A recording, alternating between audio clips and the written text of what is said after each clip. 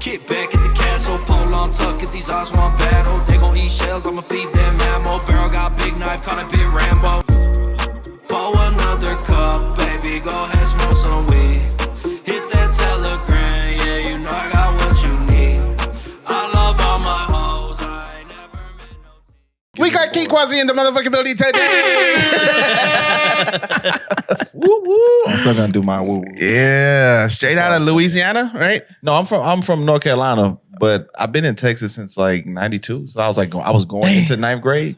So like I identify as a Texan. Oh, gotcha. You know, but I was born in North Carolina. My dad's military. That's how I ended up here. I just figured because most BG fans are from Louisiana. No, well, I'm a down south fan. Yeah. I just, like in current music culture, he just came home. I try to support all my criminals as much as I can. Fuck yeah, that's why he's on the BFR podcast today. I try to keep it real with the streets. Except Jeffrey Epstein. We don't support that. Nah, I don't support that type of criminal. You probably won't see me hanging out with R. Kelly either. I'm not going to accept no calls. So you wouldn't hang with Jeffrey Epstein either, huh? Before he got caught, I probably would have been on the jet just to do it. If you didn't know? Yeah, if I didn't know. Yeah. If it's like some rich white man's like, hey, you dude, you want to hang out? You got an island, bro? Bitches. That's how he got Chris Tucker. That's how he got Chris Tucker. There's no way Chris Tucker knew what was going on. He was just like, man, you ain't got to take the jet. Get money the talks. jet? Yeah, come on, get on the jet. Like, what do you mean he was touching them? Who is this little girl? Oh, that's touching my them niece. kids, man. I'm touching them damn kids, man. Shaking his head. Dang. Mike Williams, the football player. Yeah. Everybody thought died from the Buccaneers. A couple of days ago, they said Mike Williams died, and we're like at 26 years old. What? And today they were like, "Oh no, he's still alive." He had an accident at work. I guess he was working doing construction. Oh shit. Damn, he's not in the league no more? No, I don't know what. I guess he was like. Oh no! Oh, I thought he was I wonder what happened. I wonder. Yeah, see what That's him now. That's after the accident. No, I don't. I wonder why he's not playing anymore. Because he was working at a construction site, and okay, never mind.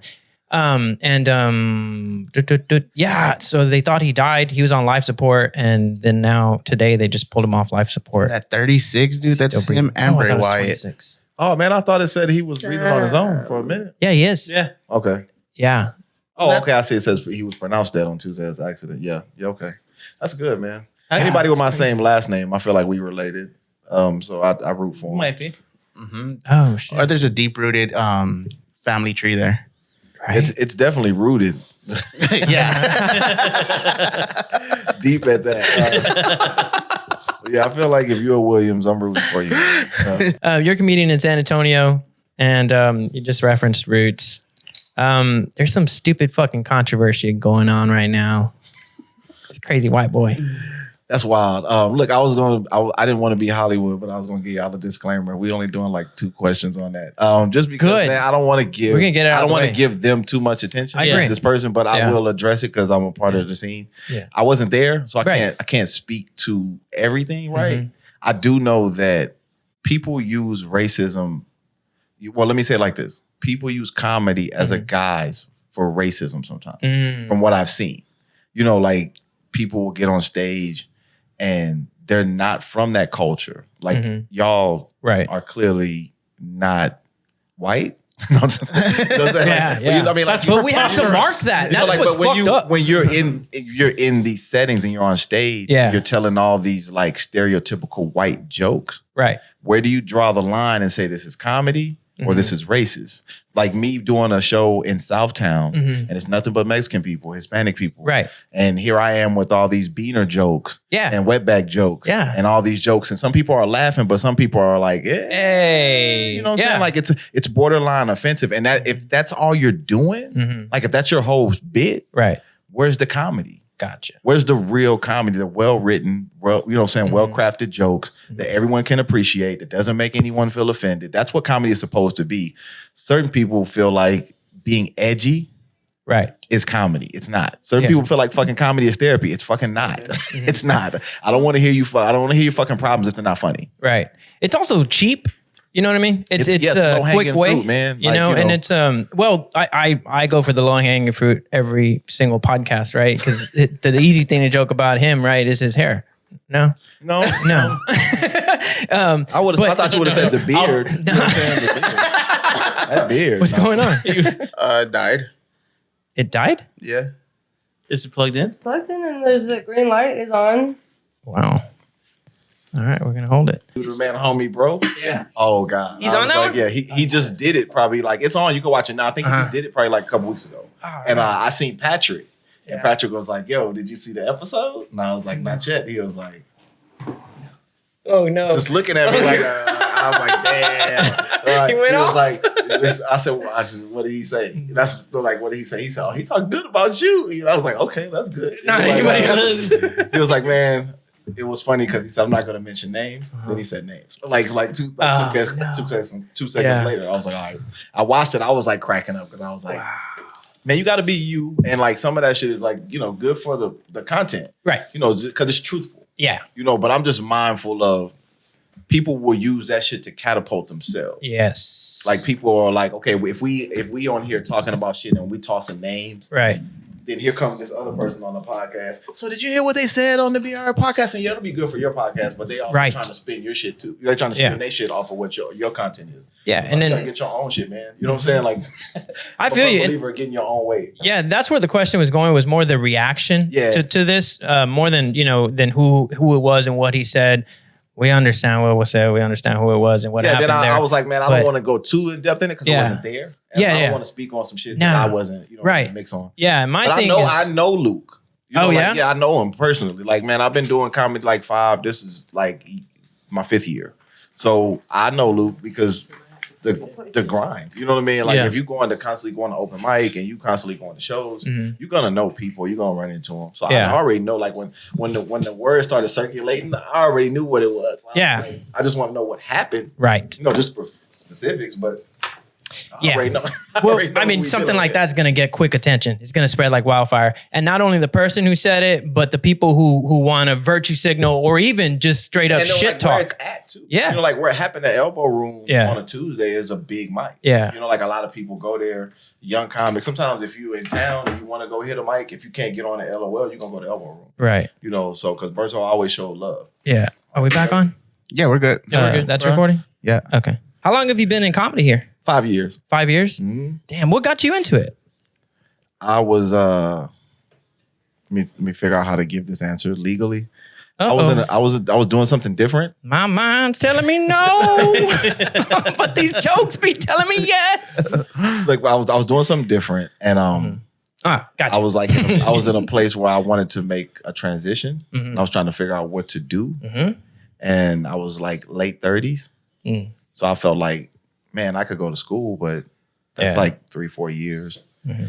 I could go to barber college. I was trying to figure out what to do, you know, that I didn't need to go to school for, Yeah. or I could kind of like get paid like immediately, Right. you know, like within a short period of time. Yeah. And comedy was the thing I came up with. I'm a natural comic, Mhm. and I say that humbly. Because Yeah. some people are just naturals, and like Right. it was one thing I felt like I was good at, and I was always good at it, just naturally. Mhm. So I wrote some jokes. I looked up open mics, and the first time I went, you know, like I got like laughs, Yeah. but I remember it wasn't like good. You know, Oh, like, really? No, it wasn't good. Damn, I can't most people relate. first time on stage, it's really not good. You know, because you're Oh. not truly prepared. You're prepared, but you're not prepared, Mhm. and you're only prepared based off what you think. Right. You know, like just because you think it doesn't mean everyone thinks it's funny. Yeah. You know, so I did okay. And I went to another mic that night. I did okay. And then I came back next week and Drew Blues, Drew Blues. he was hosting. And after I did my set, he was like, dude, you know, you're funny. I remember you from last week. How long you been doing comedy? I was like, I just started. He was like, damn, for real? But when I was in my 20s, I tried to do rap. Tells He that to tells everybody. everybody that. Son of a bitch. I got you. You bitch. I was going to ask you that first night, was everybody telling you did great? No, Oh. not cool. at all. All right. No, not at all, man. I didn't probably start getting compliments till I was maybe like a month in. Damn. And then the comics would be like, dude, I've been noticing you. and you've been, you know, I see you've been coming to open mic. You know, you're getting better. You know, like you're getting better. Keep going. And then I started developing relationships with people like that. But yeah, Drew was the first person though to tell me that he thought I was funny and that I should keep going. He gave me the list for open mics. That was like, because it was like probably like 2018, and there was a little list on Facebook, and he like sent it to me, and I started going to every open mic because I was like free at night. You know, I was working, but I wasn't working. Right. So I was free at night. I could go to as many open mics as I wanted. So I was like 1-2 open mics a night. If I bombed, I would go to another one immediately after that. And I feel like that really helped me quickly because I was just going to so many open mics. But I was writing. As I was going to these mics, I was writing. I wouldn't even sit in the mic at first. I would sit in my car. I would smoke.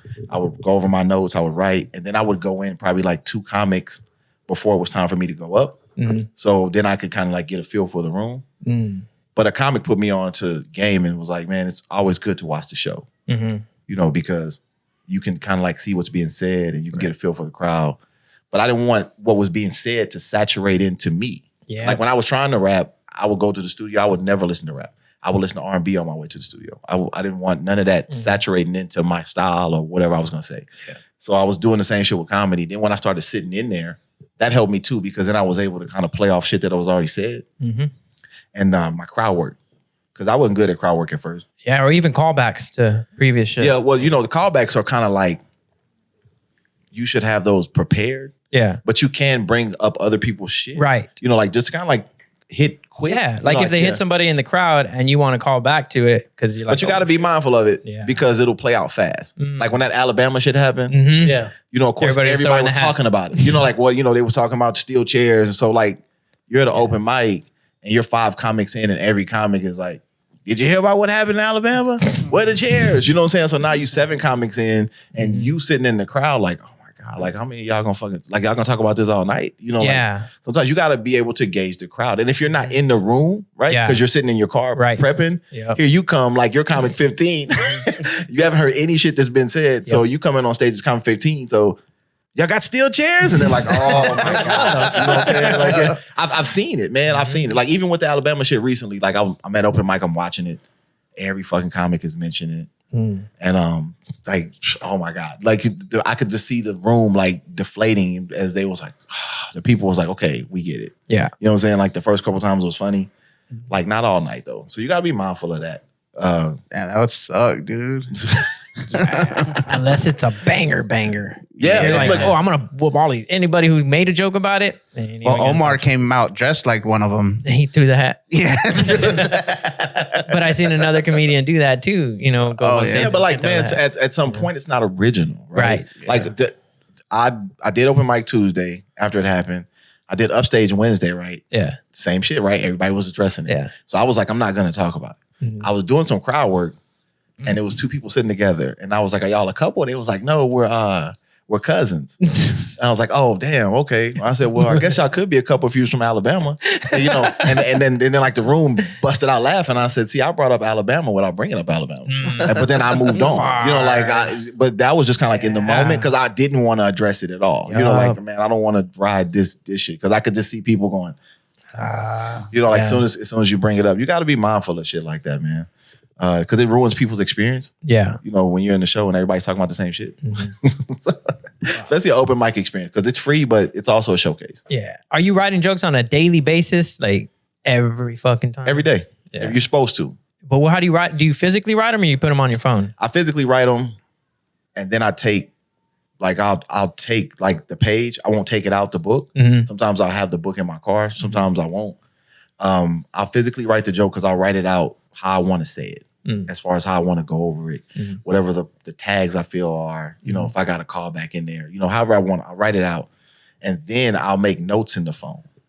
So when I'm sitting at the show, I can go through my phone and look at the notes. Oh, you know, and I have like different sets of notes in the phone as far as like, okay, this is open mic. So this is what we want to talk about open mic. Okay, this is for this specific show.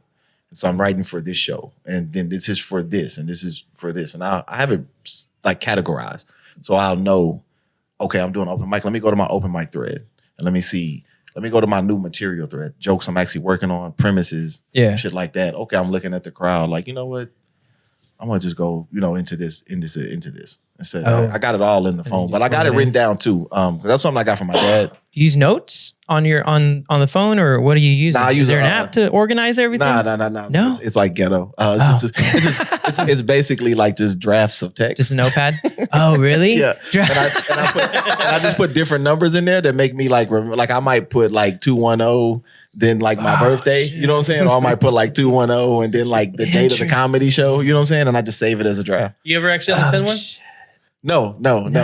He doesn't do 7 digits. You could have made because I'm always like, look, I'm always like conscious of that. Mm-hmm. Just I'm always Yeah, like, you don't want to don't accidentally press text send, people. But then at the same time, I never have a full number in there. I almost did. I think. Well, you know what? I think I did when I first started doing it, right? Because I had a thread in like one of the little Boost Mobile things that was on my little trap phone at that time, and like I had the notes in there, under like where they send you those little automated texts. Oh yeah, and I had in there. I had created a thread in one of them, and I think after I got done like typing some shit, I hit send. You know what I'm saying? That is not a valid response. Funny as fuck. Not a valid response. Press Y or N. Fuck, now they got my jokes. You know what I'm saying? Somebody in another state's doing your whole routine. Shit. Oh, that's so interesting. Do you have an iPhone? No. Oh, that's the problem. Yeah. I think that's so dope because so many comedians have come on here and just like praised him, and that's just a easy Weird weird fucking way to write his jokes. You can't duplicate that. No. Yeah, look, I mean, you can, but it's going to take a lot of mental prowess and probably a lot of unsent text messages. Because in the beginning, when I first started doing comedy, I had 2 phones. So One for the what and one for the what? One for work, one for family. Oh, okay, got you. Because Kevin Gates had a different. Yeah, he did. Yeah. Well, he technically had 2 phones too. He did. Yeah, it was. I think one was for the load. I don't know. He might have been a truck driver. Okay. Yeah, I think he was. Yes. And then he was a gardener as well. Yeah. Or a porn star.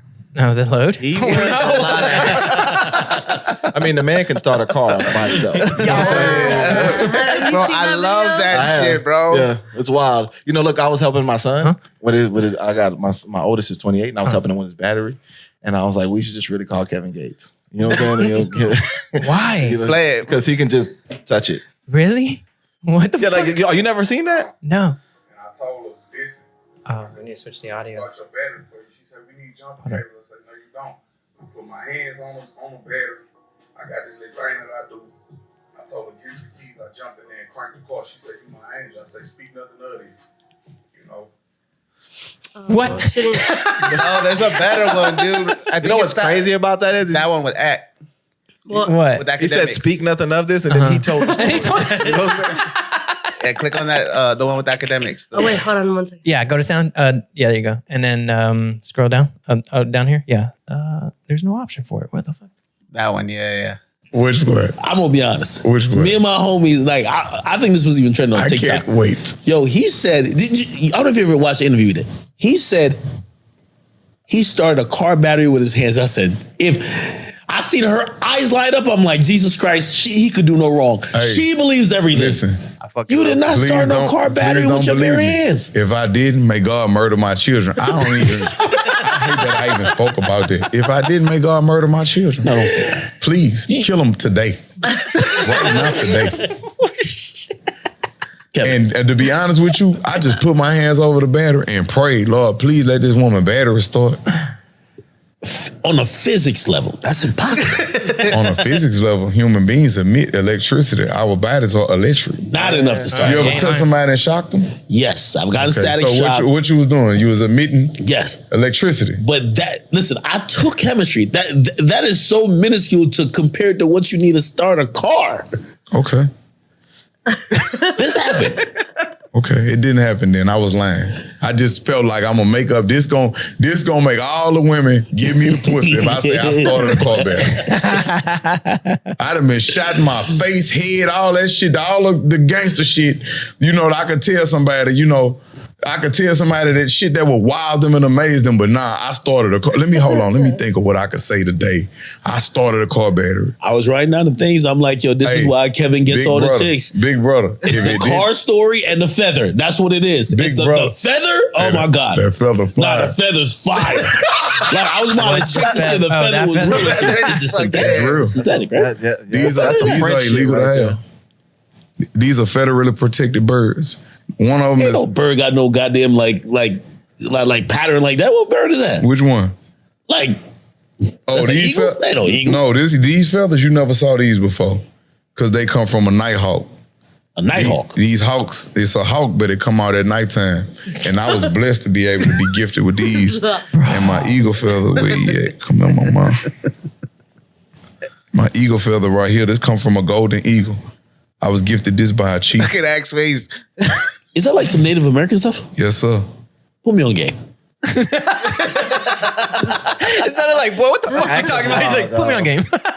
Ack is wild, dog. He's like the fat Charleston White. You know what I'm saying? But before Charleston White. And I just don't think he can fight because he ain't never been locked up. Charleston been locked up. You know, I think he did time for a murder. But he plays with fire a lot. Yeah, well, I think he just calls people's bluff in the sense of 50 did it first. As a fan of music, right? 50 came in the game calling people's bluff. Yeah. Y'all not as hard as y'all say y'all are. You really artists. You know, which is what rap is to some degree, right? We shouldn't be holding them to the standard of, oh, you was this hard. Well, now you got to be this hard all the time. Yeah. So 50 called they bluff. You know, like most people was like, man, 50 tripping, but he really wasn't. He just knew that, man, this is a game. Y'all don't understand it, but I understand it. So it's gonna make me look that much harder when I start calling y'all out and y'all don't do nothing. And I feel like Ack understands that. He understands that most of these people don't want to risk their freedom or their life to fuck with him. Oh. So he kind of like get a pass. And he know it's shock value too. That's why Charleston White do it. He said it. They not gonna risk their life. And Charleston said it a little better because most people only hard in their hood. That's why they say shit like, come to Chicago or, you know, come to Florida. Yeah, because they're not going to go nowhere else and do that shit. You know, some kind of like with people who are abusers. They're not going to go nowhere else and beat their ass. They're going to beat the people in their house ass because they're comfortable. Right. They know they can get away with it. Or they ain't going nowhere else with that shit though because you know you'll get your ass beat. So it's different, man. But it only takes one. Yeah, even with that ass whooping, it won't change him per se. It'll just reconfirm the fact that I shouldn't have went over here.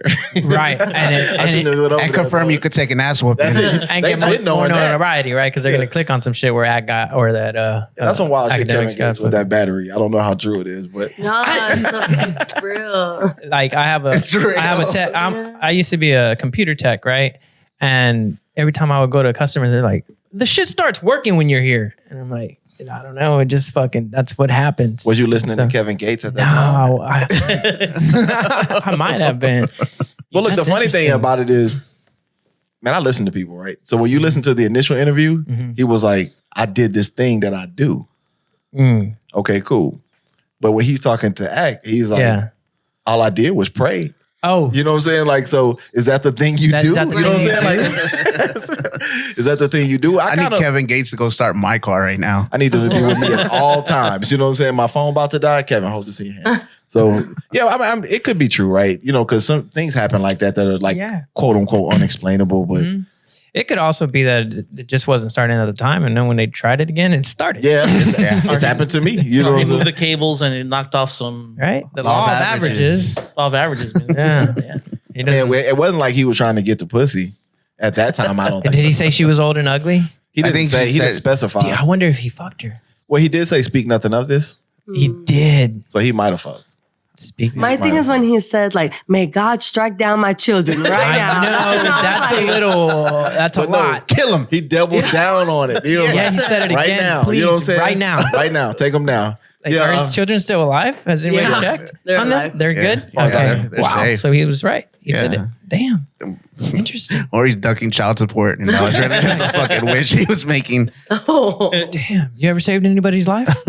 Me? Yeah. Never, dude. Yeah. You ever saved anybody's Oh, yes, I have. I have. What? Lazy's life. Oh, yeah, you saved. Lady story of the week? Yeah. He said bring it back. Yeah, he was choking on a fucking... Riblet. On a riblet at the fucking lake, Oh, and bro. you smacked him in the back? Yeah. Like an entire fucking riblet. Yeah, that shit came out like like this. On It the came out fucking the same ground. way it was. Like It was this, Really? this Oh, fucking shit, that long? Yes, Yeah. bro. Oh, he sucked it down? right onto the fucking floor. Yeah, he was choking With on a that bone? bitch. Yeah. Yeah, the He little gave you the fucking- Heimlich? Why? no, he just smacked him. Yeah. He just went. he just put his hands on him and he just Yeah, it's this thing I do. When people are choking, this is the thing I do. Why did he stick the whole fucking bone down his throat? I don't know. Maybe- ways. but it's like little bones. Trying to Oh, impress little me. bones. Yeah, but still, He was hungry. Yo, Flaws, check this out. Oh, wow. oh, now I should help him. Have you ever saved anybody's life? I don't know if I've done it dramatically. Yeah. You know what I'm saying? Like jumped out. I've had people tell me, "Hey, look, I was gonna go do this, and then I talked to you." You know what I'm saying? Like you talked me off the ledge type shit. Oh, you know what I'm shit. saying? But I don't know if I've ever I can't think of a time I've ever just been like. So you work for the suicide hotline? You should have talked to the dude before Only he if- went to the elbow only room. if we're friends. I bet you wouldn't have said that shit. I would have told him to do it. You know what I'm saying? yeah, that's a great idea. People love that. Yeah, it's a clip like with this guy, this actor Delroy Lindo, and he's talking to the dude, and the dude was like the N word. He's like, "Say it, no, say it right now. Yeah, go for Say it. it right now. Say it right now, yeah." Because he's like, "I'm gonna fire your ass." Like, you know, man, you have to be mindful Yeah. that everyone's not going to respond to that the same. And I think sometimes people get it confused where if they're part of that certain culture, they feel like because me and my boy talk like this, Right. then everybody else is going to be okay with it. And that's not the case. Like the shit that happened with the elbow room wasn't that though. It was more like, I want to be edgy. I want to push it. I don't think it was no, hey, I'm one of y'all, me and my home. It wasn't that No. at all. You know what I'm saying? It was like, it was disrespectful. I wanna to me, shock probably. somebody. Yeah, I want to say some shit and Yeah. I feel like nobody's going to do nothing. And that's not what happened. He had it wrong. He had it wrong. Yep. And a part of it is, yeah, you're right. It's like some people are like, it's freedom of speech. I could say what I want. Yeah, okay, you can. You can. You ain't free from consequences though, man. Yeah. Of course, you free to do whatever the fuck you want to do. That's a great thing people come to America for because it's Right. opportunity in the sense of it's freedom of choice. Yeah. You can do whatever the fuck you want to do here, right? But you're not free from consequences. You're not free from consequences nowhere in the world. I don't give a fuck what you do. There's always going to be a consequence for it sooner or later. You Yeah. can fuck as many women as you want to, but as sooner or later, there's going to be a consequence. That consequence might be a kid. It might be an STD. You know what I'm Yeah. saying? It might be somebody fucking killing you Right. because you fucking the bitch you want to fuck. Yeah. And then there's crowds, and obviously don't go full racist, right? But racial stereotype jokes, they're funny. They're easy, but they're funny, right? And I would say it's not a problem to sprinkle them in there, but the way you do it, you know what I mean? Your delivery of it too. And if you're looking straight at somebody and saying you're about to offend them and you're looking straight at them instead of I'm saying it to the crowd in general, and here's the way I'm doing it, not as an asshole or whatever. It's a joke that I thought was good. Well, But he didn't do it that way. Now, well, look, I feel like, man, when you're doing it from a place of malice Yeah. and contempt, not Right. like trying to be funny, you're just trying to like push the edge. Yeah. You ain't gonna get good responses. You never gonna get good responses. You can't do anything from that place. So if I'm in a room and like it's different if I'm generally trying to be funny, right? And it's lighthearted funny versus I'm saying things that are like so stereotypical, they're racist. Oh, you Mexican? You must got a lot of kids. Oh, you Mexican? You must love Bud Light. You know what I'm saying? Like, But I think that's you funny. flying all You these just fucking described That's it. gay now. But The gays like that. but see, I think those things for me, when I hear racist jokes about Mexicans, I think those things are funny when they're true. You could, but I'm maybe I feel like in the context, right? Because right. look, it's just in context. I feel like everybody's different. But if he invites me to go swimming, and then he's like, You know he's you on ain't gonna some have like, space. Oh well, can you swim? You know what I'm saying? Because you know how you people are. yeah, like yeah. shit like that. It's like, Yeah. bro, you know what I'm saying? Like, come on, man. I That's thought like, he was gonna say, he's gonna have his shirt on when he gets in the water.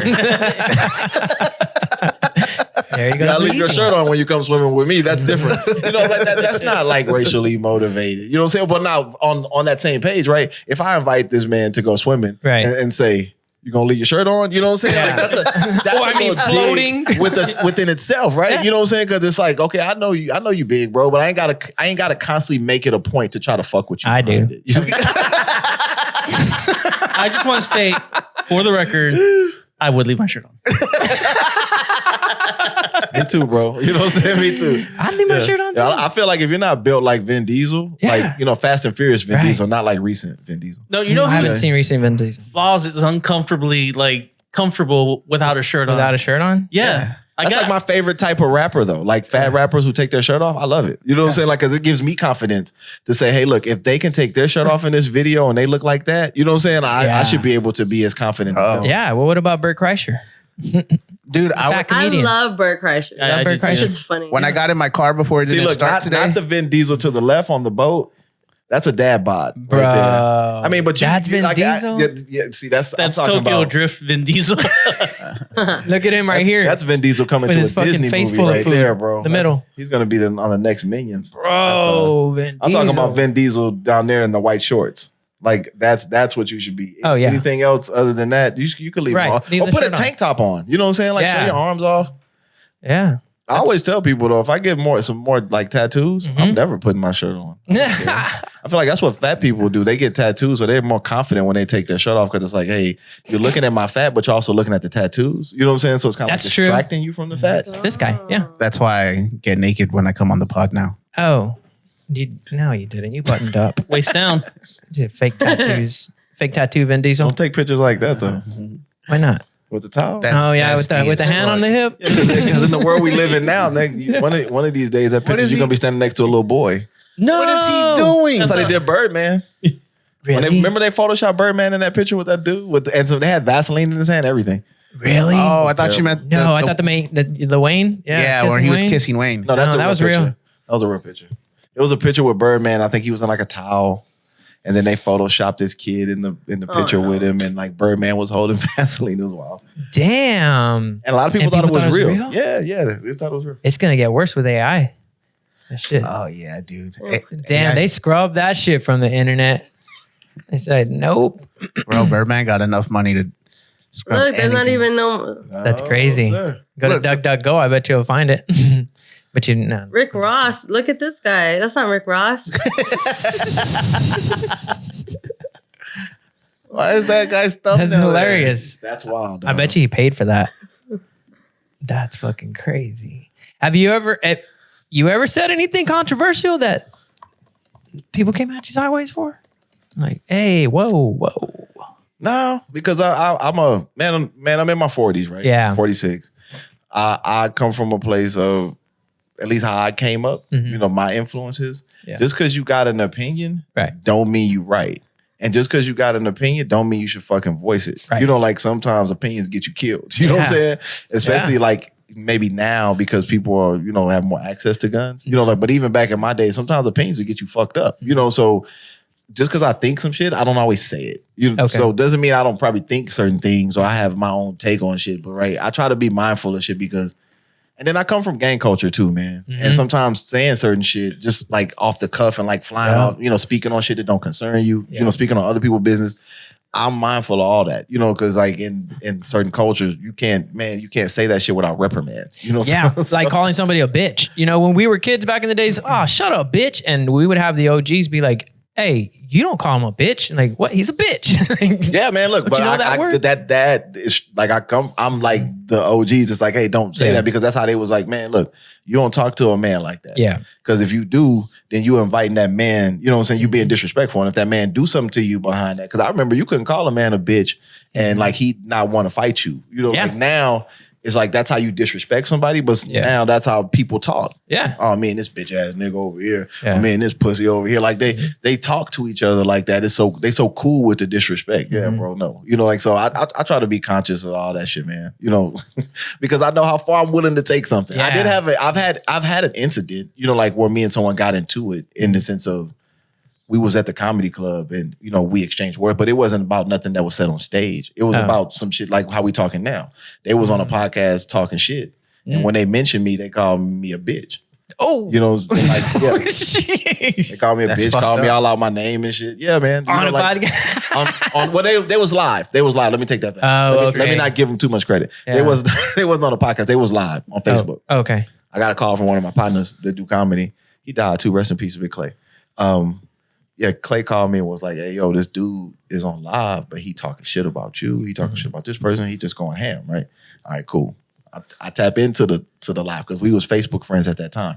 I tap into the live and he is going ham, talking shit. I'm watching, I ain't saying nothing.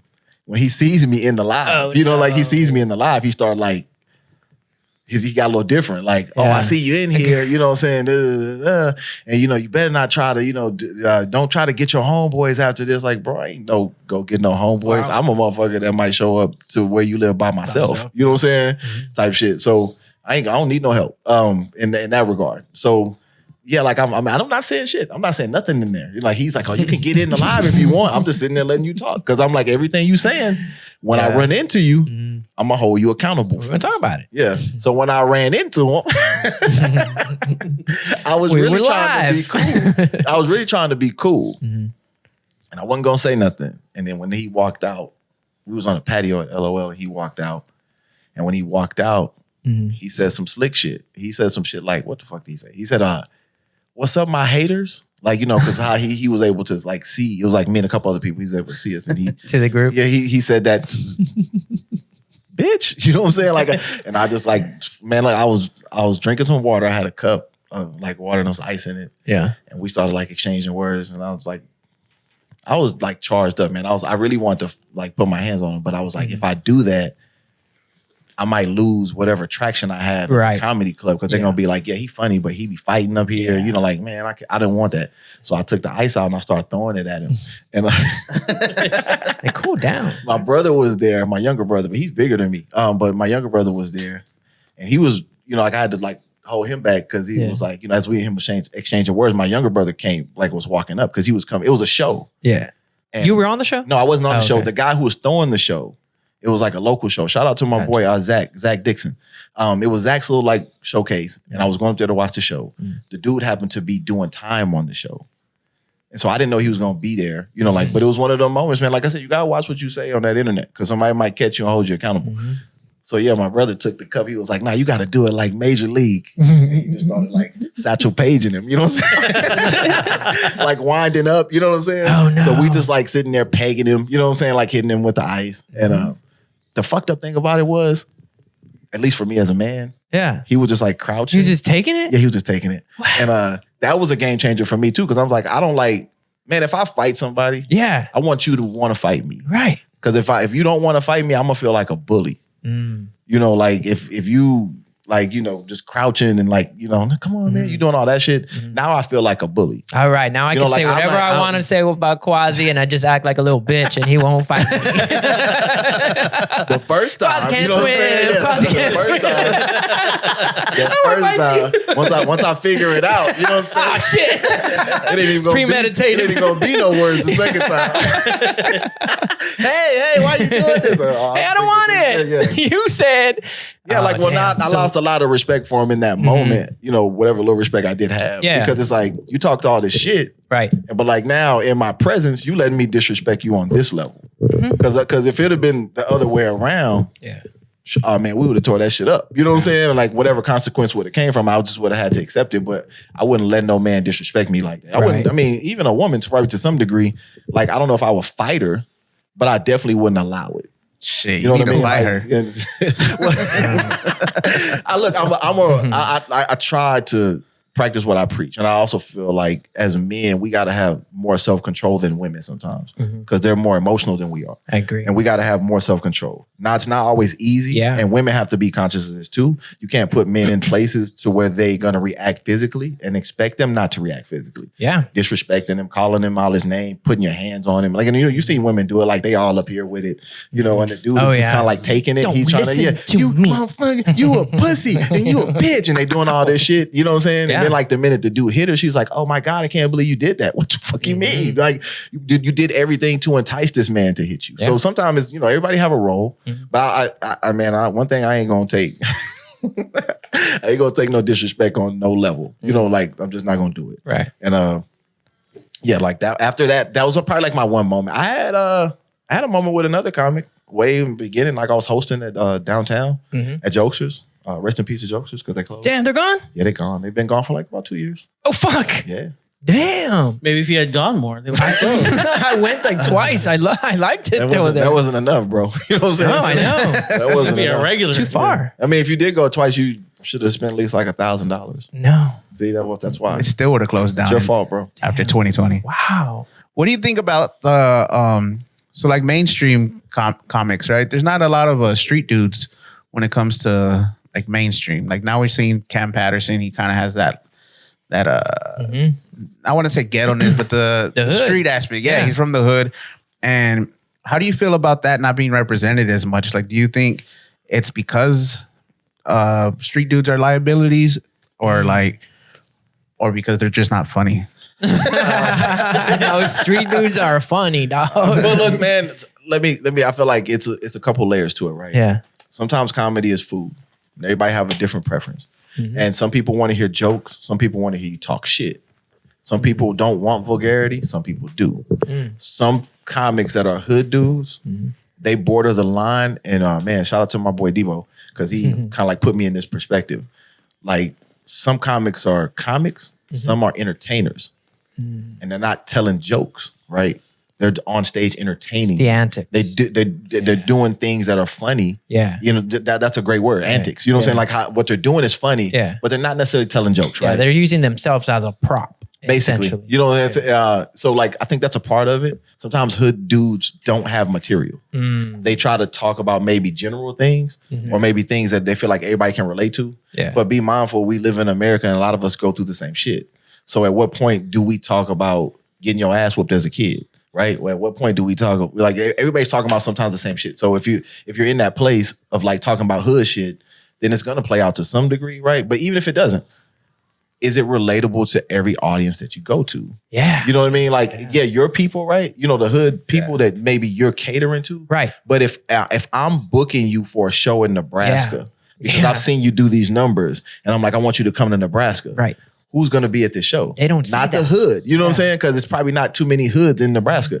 You know, so now you're in these environments where they want to pay you, but the material doesn't translate. Yeah. You know what I'm saying? So then I feel like it's a factor. You know, like.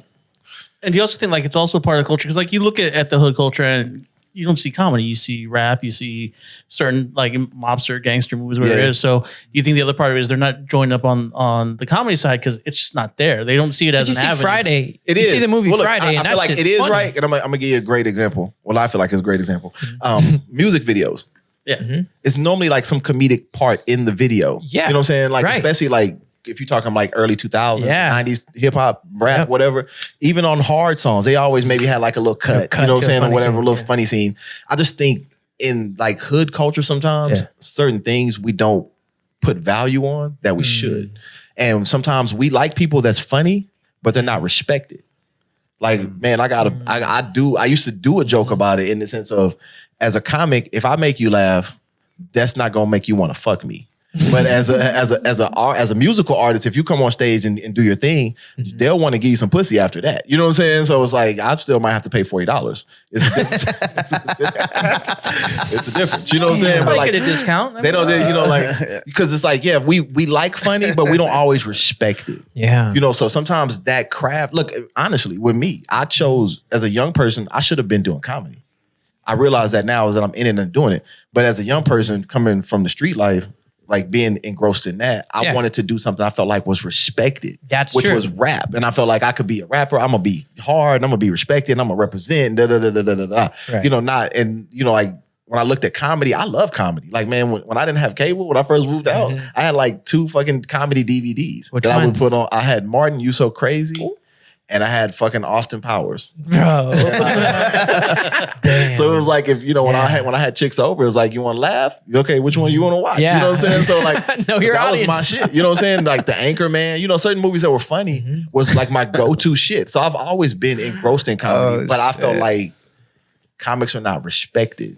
At least that's how I felt. You know what I'm saying? When I was young, I felt like, okay, I want to be respected, and rappers are like respected to some degree. You know what I'm saying? Especially if you're like really good and you got this hood persona, you know, people are like, oh shit, that's what's the name? Oh shit, that's his. You know, like, even when we're talking about Birdman, you know, in the beginning, Birdman was like very highly respected. Yeah. You know, his street cred was like super high. You know, people was vouching for him. He was very highly respected. So I think that's a big part of that. It's not respected the way it should be, even though it's a big form of entertainment. Because most of your favorite actors were probably comics. You know what I mean? Like people forget Jamie Foxx did stand up. Eddie Murphy ain't did stand up in so long, but that's what he came up off. Kevin Hart still, I respect the fact he still does it. Yeah. Because he doesn't have to. No. He's done enough in the entertainment industry. He don't got to do stand up anymore. If he don't never want to fuck with that stage no more. Yeah. And he put people in position, which I respect a lot too. But a lot of even Will Smith to some degree, right? Like he's very funny. Like he's a great actor, but he's very funny to me. Yeah. Like just naturally funny. Yeah. Yeah. I mean that slap was good. Cat Williams. Good acting job. I think Cat Williams was like probably the last like real hood. Yeah, he was pretty fucking person hood. that we had. That was like a Yeah, and then like man, sometimes I think with the hood shit too, just like in rap, you can't take that shit everywhere. And sometimes when you take it everywhere, that mentality, sometimes that's the energy you're gonna attract. Like if you on this hard shit all the time, it's gonna be somebody trying to prove they just as hard as you. And they did. And they did. When he was in the round, I think he had one set where some Mexican dude was like, nah, you ain't gonna do that. Man, look, the whole shit with Cat and that kid, right, is like keeping it real gone wrong. Yeah. You know what I mean? Like you shouldn't even be in that setting. Right. You want to fuck with the kids, like you want to fuck with the kids, then do that. But do it in a controlled setting. You in the fucking projects, you know what I'm saying? Yeah. Like hanging out, throwing the football around. Then you get mad because some shit go left. And now you in this situation that's done gone viral. Right. You know what I mean? So it's not that I feel like he probably was wrong, but he's wrong for putting himself there. Yeah. And some shit he can't control. With somebody who might try to like be the star of the show and try to steal your shit and say, hey, I did this to Cat Williams. Because that's the world we live in now. Trolls think attention is like everything, even if it's negative. Yeah, it's easy though. Yeah. You started at 41? I started at probably like 39. 39? Yeah, 39. Because it was like, I think I had just turned 39. You think it helped that you were a student of the game for so long and then, oh yeah, as opposed to somebody who's super young, just learning about comedy? Man, I wanted to get in. When I'm giving comics advice, I tell them off the top, man, maturity helps you. Age helped me a lot because I was able to look at things different and I didn't take things personal. Yeah. And my perspective game was like really high. So I was able to understand different perspectives and not be offended by it, even if I didn't agree with it. And I think if I'd have been younger, like started when I was like fresh out of high school, I would have had way more confrontations. Like I would have, like shit that happened at the elbow room. Right. I'd have been ready to, anytime I felt like somebody was doing that shit, I'd have been ready to fight them. Where's this next show at? Yeah. Oh, you think you're going to do this? You know what I'm saying? Like I would have been way more aggressive and not mature. Right. Feeling like I had to keep it real. I feel that. And sometimes that's not your job, man. I tell D-Ball all the time, you're not to keep it real, police, bro. You know what I'm saying? Like it's not your job to police people if they're being fake or if they're being disingenuous. Like that's not your job to correct them or check them. So yeah, oh man, like it helped me out a lot. Yeah, for what reason? I mean, you know what I mean? Like it doesn't really affect, your life and they're going to be the way they are, and for me, like with that dude, it's like, he's going to be the way he is. Eventually, nobody's gonna want to book him if he keeps doing that. So doesn't really matter if you go on and make a video about nobody book him anymore, nobody do this anymore, nobody say this anymore. Like let it work itself out. They'll figure it out. Yeah. You know what I mean? Like I had a comic steal one of my jokes one time at open mic. Like the little setup I tell. He did it in front of me, right? Damn. Yeah, did it in front of me. Did he know you were there? Or was Just he smoking trying- a cigarette, looking at him dead in the eye. Say it. It was the build up too. Like, you guys ready for this joke? And then he looked at me. You know what I'm saying? Oh no! he didn't. I was like, oh no! Did he look you This in one's the- gonna be a bang. Yeah. Hope you like it because you're gonna hear it twice tonight. Yeah, he told the whole setup. He changed one part of the joke at the end. Told the whole fucking setup. So like after, like the crazy thing about it is after he did his set, right? He came off stage. I said, man, I'll let you outside. Went outside. First off, let me tell you, he had a good set. It's very good. So other than that joke, he had a decent set? Had a good set. Yeah. Yeah. Other than that joke, like that's what he closed with. Right. And Damn. and I was like, damn, like I was like, but that shit you at the end Mm-hmm. was my shit.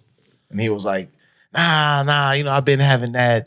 And that's my shit. And I got it written down. I can show you. I said, I got it written down too. You know what I'm saying? Yeah. And one thing about me, right?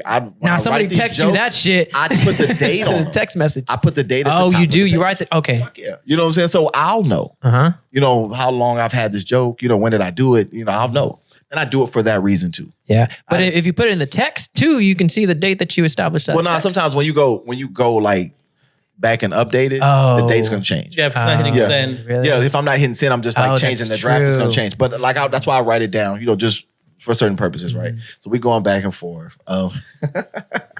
My boy told me that I say my boy loosely. My boy told me that I tell you what, how about I just don't do the joke in front of you? Oh no! Let's make a deal. I won't tell the It's joke. like both of ours. Yeah. I'll keep it in my When house. when you hear, you know what I'm saying? I won't tell. Since it bothers you so Yeah. much. Man, look, sometimes I make it a point to tell that joke when he's in the room. Yeah. You know, like just on some, bro, this is my shit. You'll never be able to do it better than me. You know what I'm saying? I don't give a fuck if you steal it or not. You know, It's fucking hilarious. man, look, what I tell that story because when it happened, Yeah. you know, people were, I made a status, but I didn't make a status. And I made a status on some, I think I used the French Montana line. I was like, when they jokes don't work, they start telling yours. Oh, shit. And I didn't say, you know, I didn't tag Right. nobody, none of that shit. But people were hitting me up. Was like, hey, are you serious? You know what I'm saying? Like comics were hitting me up and asking me. And I was like, yeah, somebody did take my shit. That's why, you know, I was just being funny. It was like, who? So I can not book them. Who? Oh, I ain't gonna tell you who. Yeah. You know what I mean? Like, I'll let y'all figure it out. Because I'm not gonna try to hinder nobody's bread. Like Right. that's definitely not what I'm gonna do. Yeah. But if they figure it out, they don't fuck with you, that's on them. You know what I mean? Like if you see it and you say, okay, well, I've seen Kwasi tell that joke. And now I'm watching the show and I see this dude tell the joke. Oh, that's the dude. You know what I'm saying? Okay, all right, cool. Now, if you don't want to fuck with him based on that, that's on you. You know, like, you know, but I'm not going to try to create a campaign to fucking get you blackballed out of comedy. You know what I'm saying? Because you did some shit that a lot of fucking people do. I remember one night I was at LOL, I seen a dude up there telling Louis C.K. jokes. You know what I'm saying? Oh yeah, I heard of that guy. Yeah, I was about to say, did somebody else come on and tells it? Man, look, I've seen it. I remember when I first started, I would see so many black comics sounding like Kevin Hart.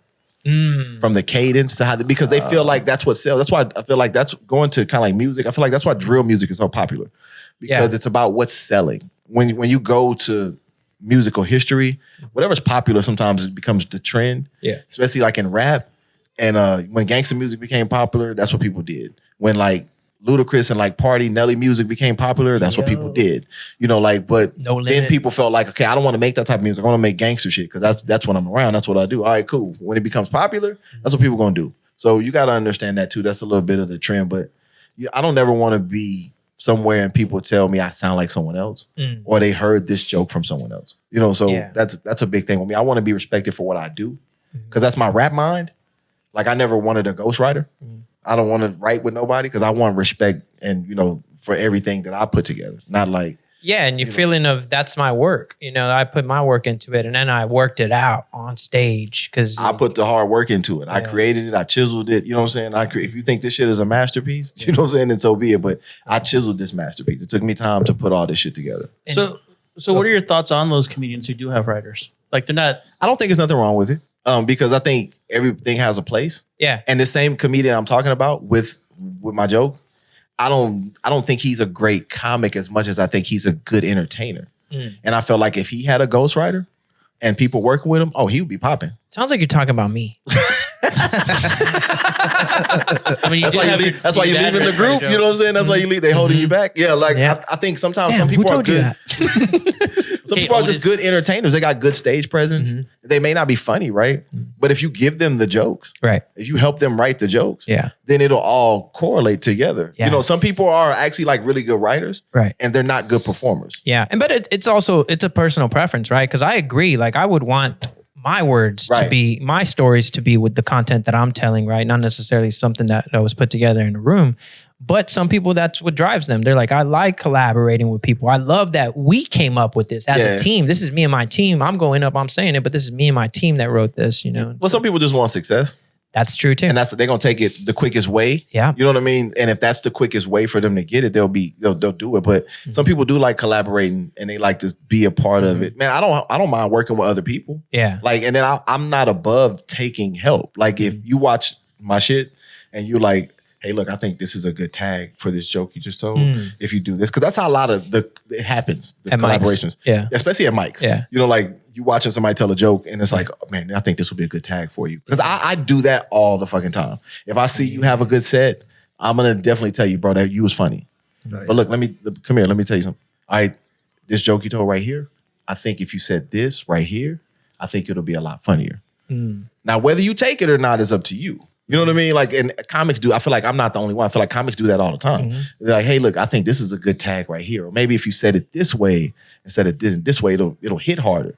And now some people just be above, taking it because they feel like, the ego is kicking and they feel like, I'm already funny. I don't need your fucking help. You know what I'm saying? But I've gotten tags like that. Like somebody told me, hey man, I think this will work actually better than this. Yeah. Then I tried. I'm like, damn, that motherfucker's right. You know what I'm saying? So shit, it's about if you're willing to accept it or not too. Yeah. You don't post a lot of your content online. Nope. Is it because of that guy?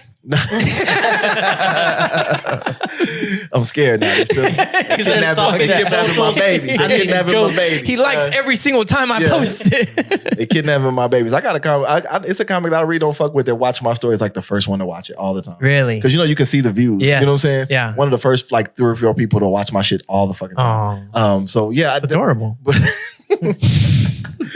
I don't post the content not for that reason because I'm in the lane of I like word of mouth. So I kind of want to build my shit on urban lore. Like, man, have you heard of this dude? Have you seen him? Yeah. So you can go to my page and see flyers and you'll see pictures and all this other shit, but you won't see jokes. Right. You need to come see me to see the jokes. Whether you come to an open mic, whether you come to a show, come see me. Yeah. So then I feel like the word of mouth will be, man, there's just one comic in San Antonio. He's funny as fuck. Have you actually seen him? You might go to my page and say, damn, I don't see no content. I need to go check this motherfucker out. And I feel like that's going to draw you to me. Right. Now, I do feel like content helps you. Yes. Because that's how I seen Ralph Barbosa for the first time. Exactly. And I seen, like I was online and he came up like in a suggestion. Right. And it was like one of his jokes. Like he was telling the joke and I was like, that motherfucker funny. And I went to his page and started looking. I was like, damn, he funny as fuck. So when I went to see him at Upstage for the first time, I kind of had an idea, but I had already seen some of his clips. So I thought he was very funny. And when I seen him in real time, I was Who's like, that? damn, Ralph Barbosa. I'm kidding. George Lopez. Who's that? Oh shit. Do you feel like that hinders you? Do you feel like that could help you, or you're comfortable with doing that? And by the way, like I think every one of the comedians that we had on, we asked the question, like if you could recommend any comedian, almost all of them were like, Kwasi, you got to get King Kwasi on. So you're right, the urban lore is real. Well, look, I think it does hinder me to some degree. I'm conscious of it though. Yeah, that's why I try to do content without doing my jokes. Gotcha. I can give you sketches, and like certain material that's funny, but I'm conscious of it, and it probably does hinder me as far as people who don't know me, don't know anybody who knows me, don't know anybody who has a relationship with me, and so they're like, I don't see nothing from him, so I don't think he's funny, or I don't see anything from him, so why would I book him? You see what I'm saying? Yeah. So it probably does hinder me to some point, but I'm okay with that because I feel like what I'm building is like gonna be true to who I am. It'll be a solid foundation. The people who fuck with me are gonna fuck with me. Yeah. And they're going to fuck with me based on the experience. Right. Not just maybe they seen a clip. Not to say it doesn't help you, because it does. And everybody's way is not, the way I'm doing it might not work for like a Drew, you know what I'm saying? Or somebody like that. They might want to do it the other way, and that's fine. But I feel like this way, when I'm done, then they'll say like, okay, I understand why you did it that way. Yeah. Your audience is invested in you because they've been there before. They're paying money to go there. It's not a cheap click. No. And also, like, if you watch a stand-up comedy special on TV, it's nowhere near the same as if you were there in person. Like it's so much funnier if you're in person, Yeah, because it's an experience. Yeah. It's like we're kind of like the nightclub, right? We're selling an experience. Because if you come into my show more than once and you're paying to see me more than once, it's the experience. It's not the jokes. Like the jokes are funny, but sometimes it's just the experience of, yeah, he's funny, but what is he gonna say tonight? Right. What's gonna happen tonight at this show? Because the last show I was at, he was fucking with this vet, or this dude is in a wheelchair, you know what I'm saying? And he was fucking with this blind guy, you know what I'm saying? And what, like the experiences that's what you're gonna remember. Yeah. So you're gonna come back based off that. What about just doing crowd work? Kind of like Matt Rife did and Andrew Schultz did. They don't post their sets. They strictly just do their crowd work because they'll come pay for the rest of the I mean, look, show. I'm probably honestly, it's funny that you say that because I'm probably gonna go into that place to where like I'll have content, but it's not my jokes. Yeah. And man, I was in Austin and Matt Rife did a pop-up at the club we was At the mothership? No, we was at Creek and Cave. That was recently? 2 weeks ago. Yeah. He was Yeah, in town. 2 weeks ago. Yeah, we was at Creek and Cave. He popped up. He was working on some new shit, and he was doing jokes. You know what I mean? Like he was going through jokes, but he didn't want it out there to like the last minute because he was working on new shit. You know what I mean? So he don't want a bunch of people in there, but he do want some people in there. Right. And I feel like those things help you because when you're watching those clips, if they're funny, you're gonna be like, hell yeah. Like, and I feel like that's how you can finesse the system. You can post the crowd work so you're not getting true jokes. And it's funny you say that because me and Debo was just talking about it. Now that's the lane I'm gonna try to post my clips in. Just if it is it's like a live clip, it's gonna be crowd work, not like true jokes. Because I think you need it. Yeah, I'm just like old school to some degree. Yeah, but but you don't want to get cornered either, right? Yeah. Like because at some point, I was watching Schultz's special and I'm like, I want to see the crowd work, bro. Yeah, like I want to see that fucking. You will, like whatever you given the internet as far as content, it's like you're feeding that food to them. That's what they're gonna expect when they come to a show. Yeah. So and I feel like that's why you got to be mindful with content too. Like if you're putting wigs on.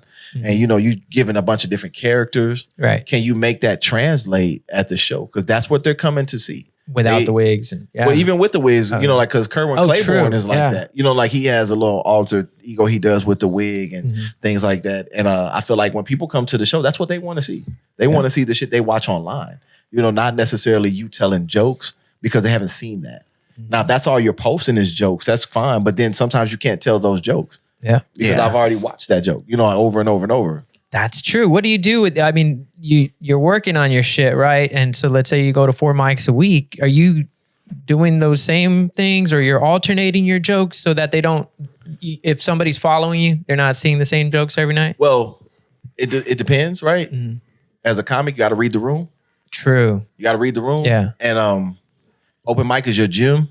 Mm-hmm. So unless you're working on a show maybe and you're trying to perfect the set as far as like going through it and being comfortable going through it, you should really be doing a mixture. Crowd work, jokes. Different jokes though.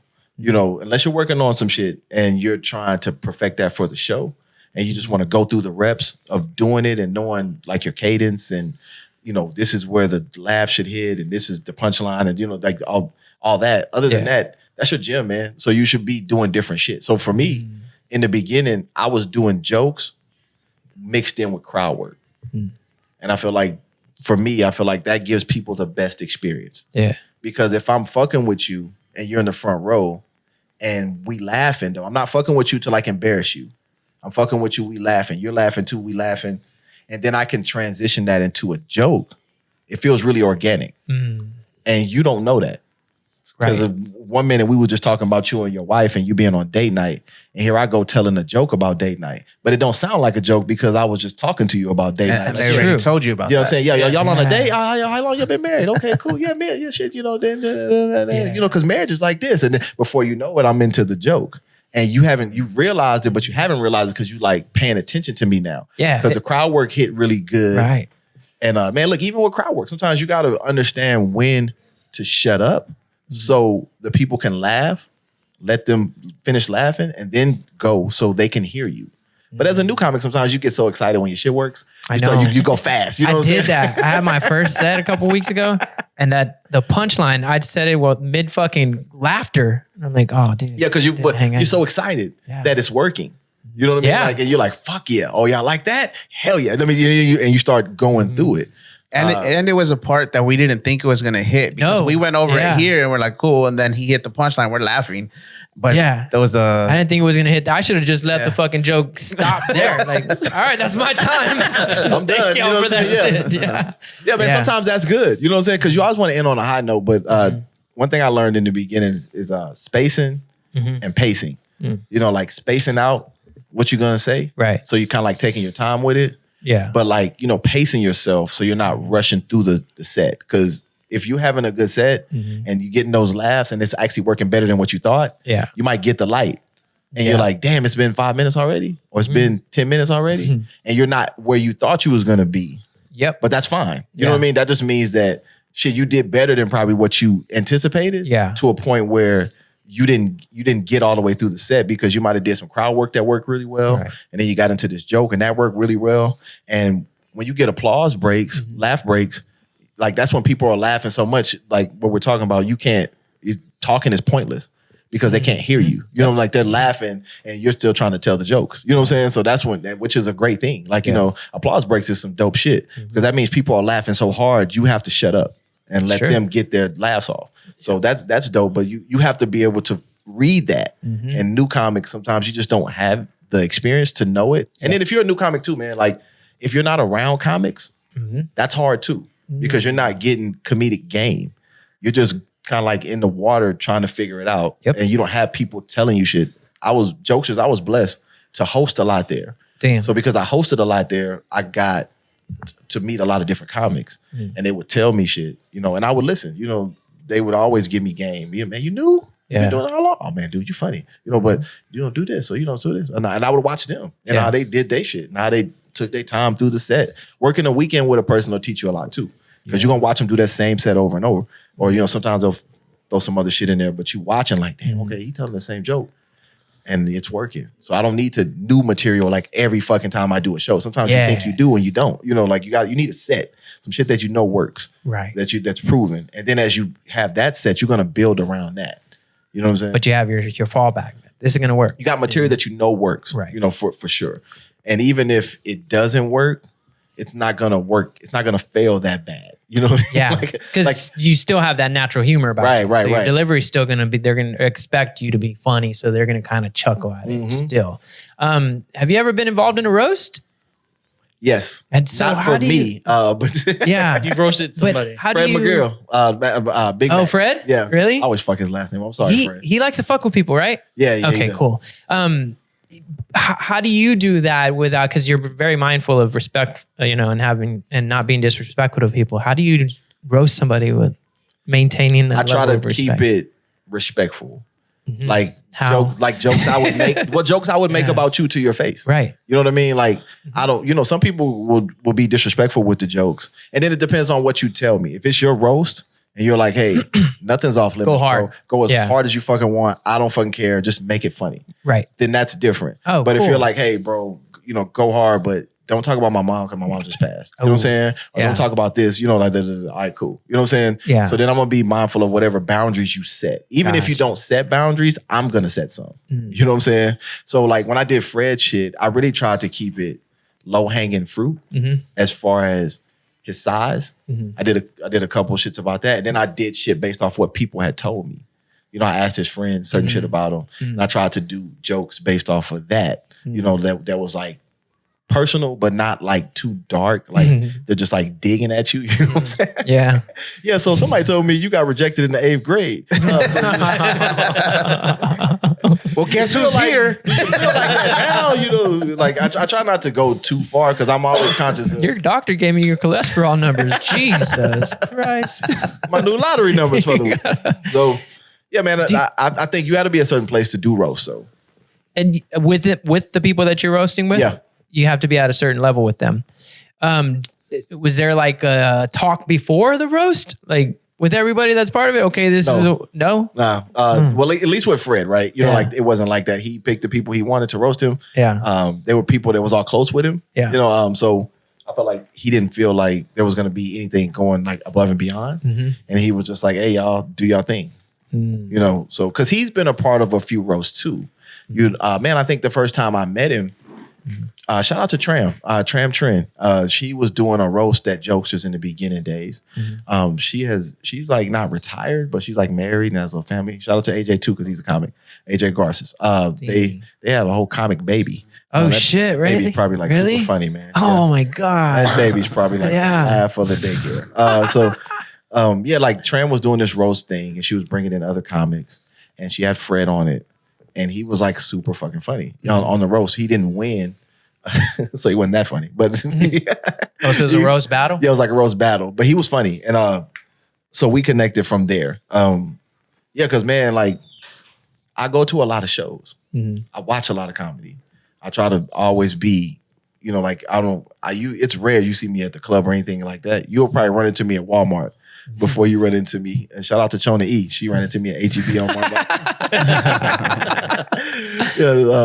I was buying DVDs from the shout Red out Box to the Bean too. and Cheese Man. Yeah, shout out. And she got a big show coming up too, man. In October at LO. She got like a whole weekend. I think she got like a Thursday, Friday, Saturday, Sunday.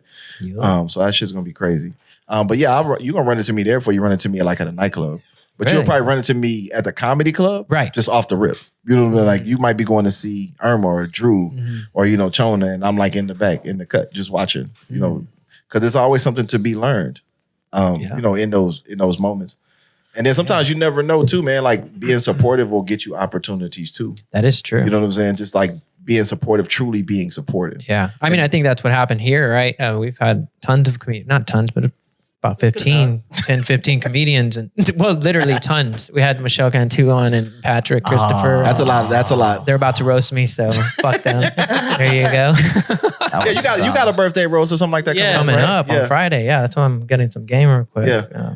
Are you doing the roast or are you just they roasting you? They're roasting me and then I'm gonna go. Then you're gonna do do the finale at them. Don't do like Roger did on American Dad happened? And like cry. You know what I'm saying? Like, cry about I like didn't they were roasting him. You know what I'm saying? And like the whole time he has the shades on and he's like crying. You can see the shit.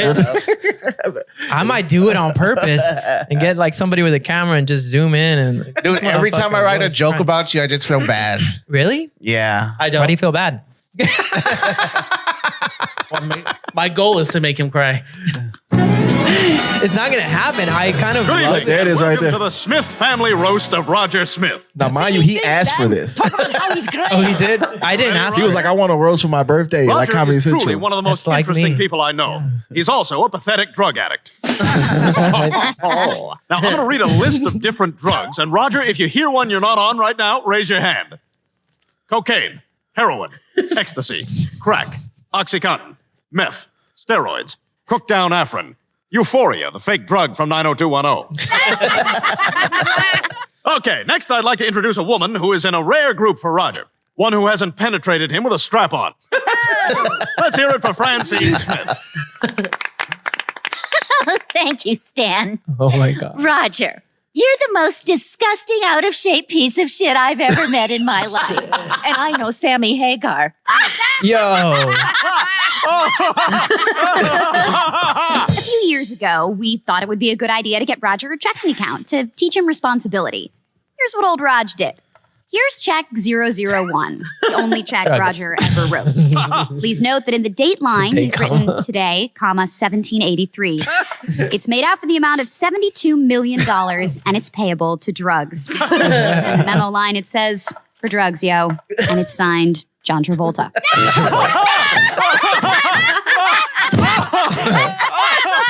Anyway, this was the only check he ever wrote. The rest of the checks have holes in them because Roger got drunk and raped them. Yo. Roger's June 4th diary entry. It says $1 million ideas, and under it reads diarrhea equals Rhea Perlman. No! The rest of the pages have holes in them because he raped them. He raped them? What the fuck? All right, here comes the man of the hour. Roger, you drunk, lazy cocksucker, get the waiter's dick out of your mouth and get up here. Yo, this is exactly how my shit's going. Here it comes. Why would you do this? What did I ever do to any of you to make you say those incredibly hurtful things? Are you serious? Does it look like I'm not serious? Roger, this is what you asked for. You stay away from me, Francine. All of you stay away from me. This has been the worst night of my entire life. That's totally what I'm going for on Friday. That might be what happens. Like I can see myself doing that. I might do it. Roasts are crazy, man. And you got to be in a certain place to take it. I'm not. You know, and to dish it. You know what I'm saying? I am. Why do I feel it to be like all your time you should be talking shit about me the entire time? I'm not. Don't be that He self-centered. does that every Sunday. Yeah. No. She said, don't be that self-centered. It's not about you, bro. Yeah. It's not about you. The world doesn't revolve around you. The size of a fucking You're going to look, when you do yours, probably, if you unload on him like that, you better be careful. He's going to hit you with a, how dare you? How dare you? I fucking made you. I'm going to run that line. I might do that. There you go, stealing jokes already. Make sure you wear your sunglasses too, so they can't see you cry. I think I am. That would be just in so case. funny. Yeah, Red's, but man, Fred's scared roast now. was so fun because it was like, everybody was having fun. And he sold tickets to it, so it was people there. Like not just people that he knew. Yeah. But the jokes I feel like were really good. So yeah, I had fun. I still got that. I still got that note saved in the draft. Really? And I'll go to it sometimes and be like, "Can I use any of these jokes on anyone else?" Oh, from the roast? Yeah, from the roast. Dude, I have some comedian that sent me some jokes to use. And I was like, no, check this out. I said, dude, these are fucked up. Like, they're fucking. Not good, bro. No, you're not You listening. shouldn't have told me that. I am listening. I stopped listening when you said he didn't send you jokes. I was like, bro, this is like a roast. Like, we're having fun. Like, this is like personal and fucked up. So I'm not using those. Oh, the comedian sent you fucked up shit about me? No, about like the day. About the yes. And I was like, bro, I can't do this. They're gonna know who wrote it. Yeah, Like, wait a minute. I immediately said, I say that, they're gonna know who I got this from. Yeah. Because So it's from a what place did- of pain. You know what I'm saying? Wow, what it may say. You left me outside at Valero. Yeah. Like, that wasn't They're gonna you. be looking like, that wasn't you. It was December 13th. Let me finish my joke. Yes, dude. I was like, I can't say all that. No. Look, man, rest in peace to Larry Garza. Dog. He was one of I heard about Larry. Larry was he was a Solid. beast. He had some of his comedic friends. They do certain jokes to honor him. And I like how they do it. Because you can do it a certain way and like tell other people's jokes like to honor them. You know what I'm saying? Oh, they do his. Yeah, That's dope. they'll be like they'll go into the joke, tell it.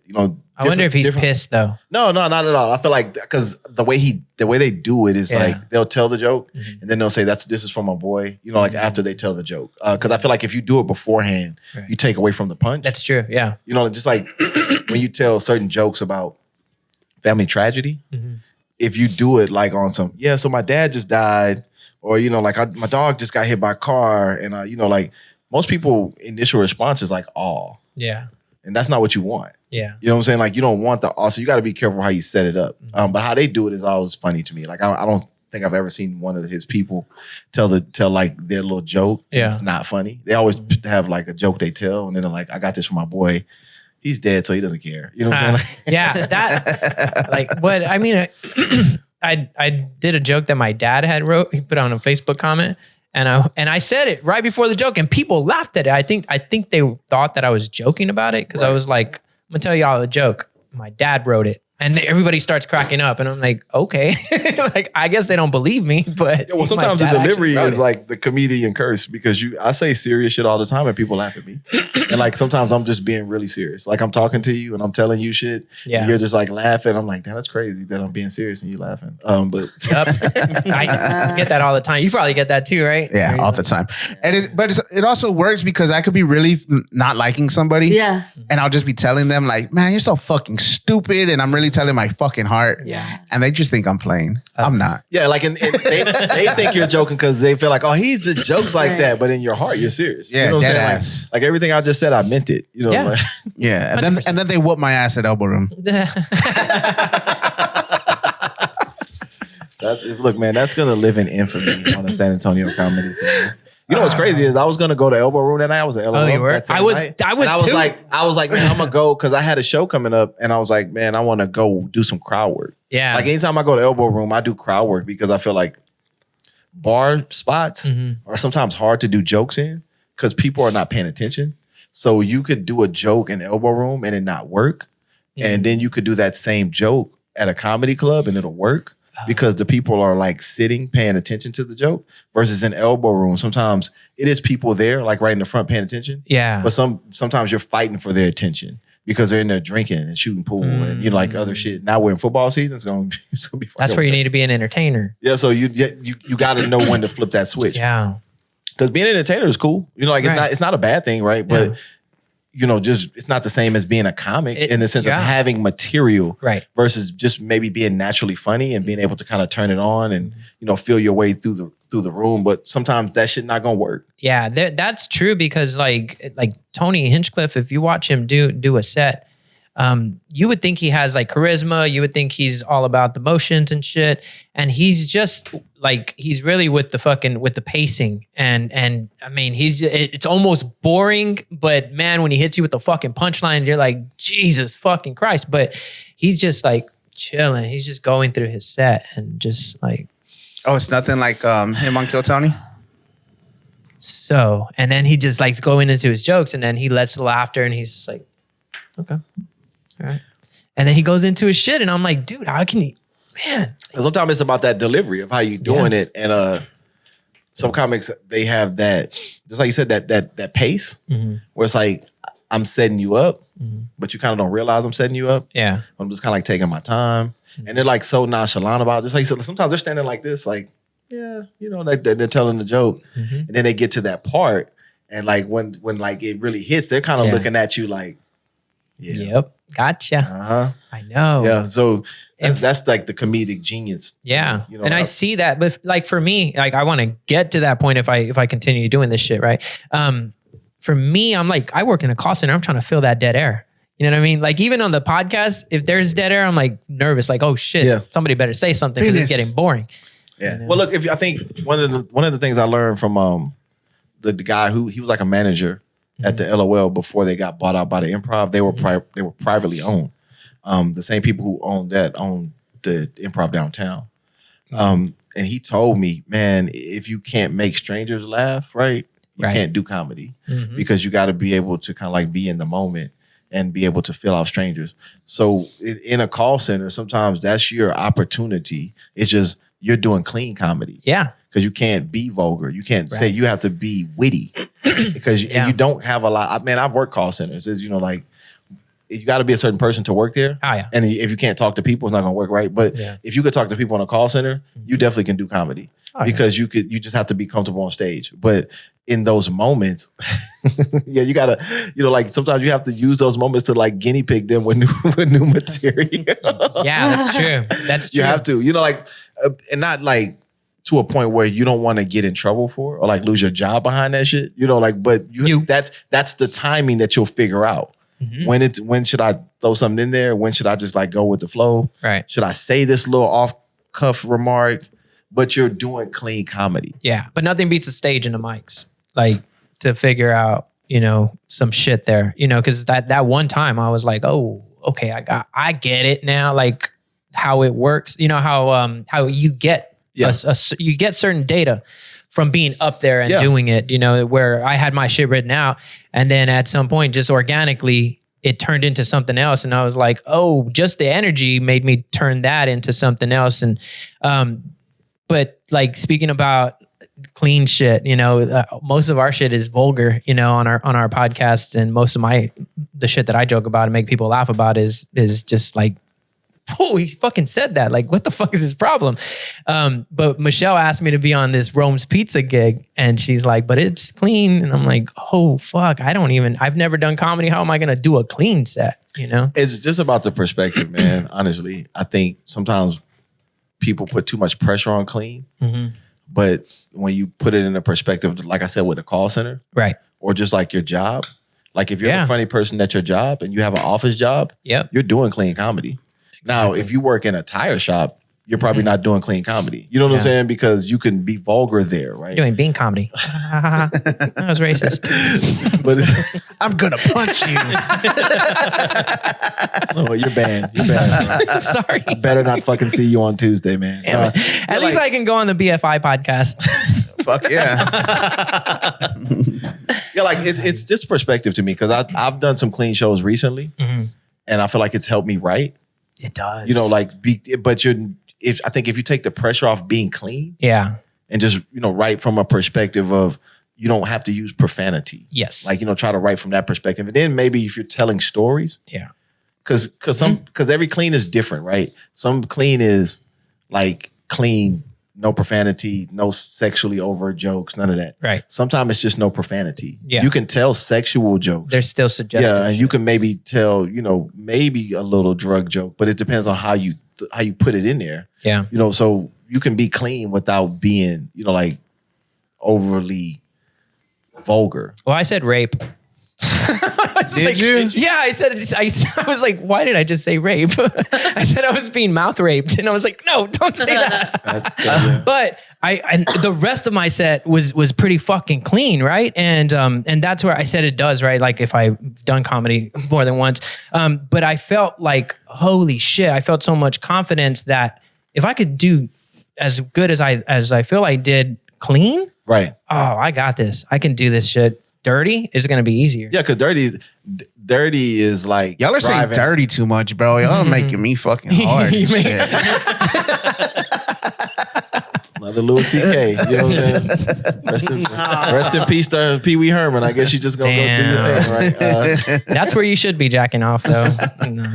Right? So dirty is like driving an automatic, right? And then if you learn how to drive stick first, which is clean, then the dirty's easy because sometimes you can just drop profanity just for emphasis. Yeah. Like ain't nothing like a good, well-placed bitch. You know what I'm saying? Yeah. Like figuratively and literally. You know what I'm saying? Like if you got a nice bitch, just like well-placed. You know Wait, what are we talking about? He's hard. We're talking about bitches being placed well. Yeah, you got to place the bitches. No, I even when it's hard, you got to still place them. Yeah. You guys? Yeah, because no, keeping it.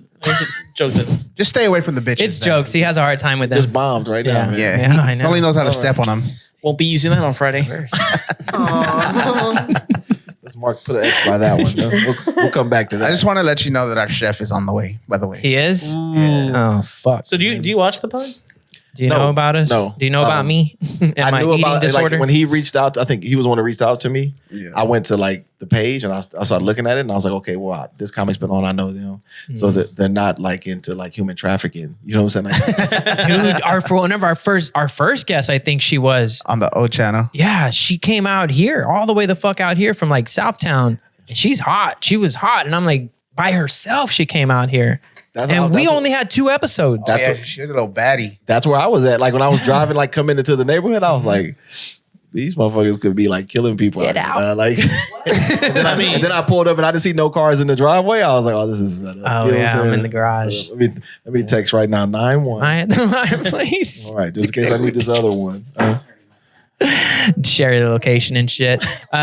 So we do a little segment where I have to try food, and because I've got an eating disorder. That's the joke that hit the fucking hardest. It was me just telling a story about how I eat like a 5-year-old, and like I don't even eat chicken. I don't like chicken at all.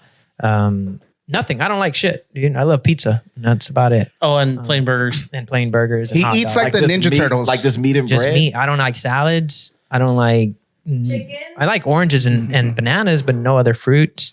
No chicken. No seafood. No Asian food. You don't eat no seafood like fish at all? No. I eat fish sticks. What are you, a gay fish? Fish sticks. Write that one down. Sticks. Yeah, it's bad. So that's wild, man. So you're basically like a human toddler? Yeah. Wow. No, because I will be crying the roast. So we're doing this thing where they were supposed to be bringing me food from random shit. Chick-fil-A would be fucking for me it's taboo. But he found a chef that now this dude's fucking whole life mission is to make me food on Sunday and bring it to you and bring it to me, and he's okay if I'm gagging on it, and then I eat the food after that. Wait, we so what's well-placed bitch. That was.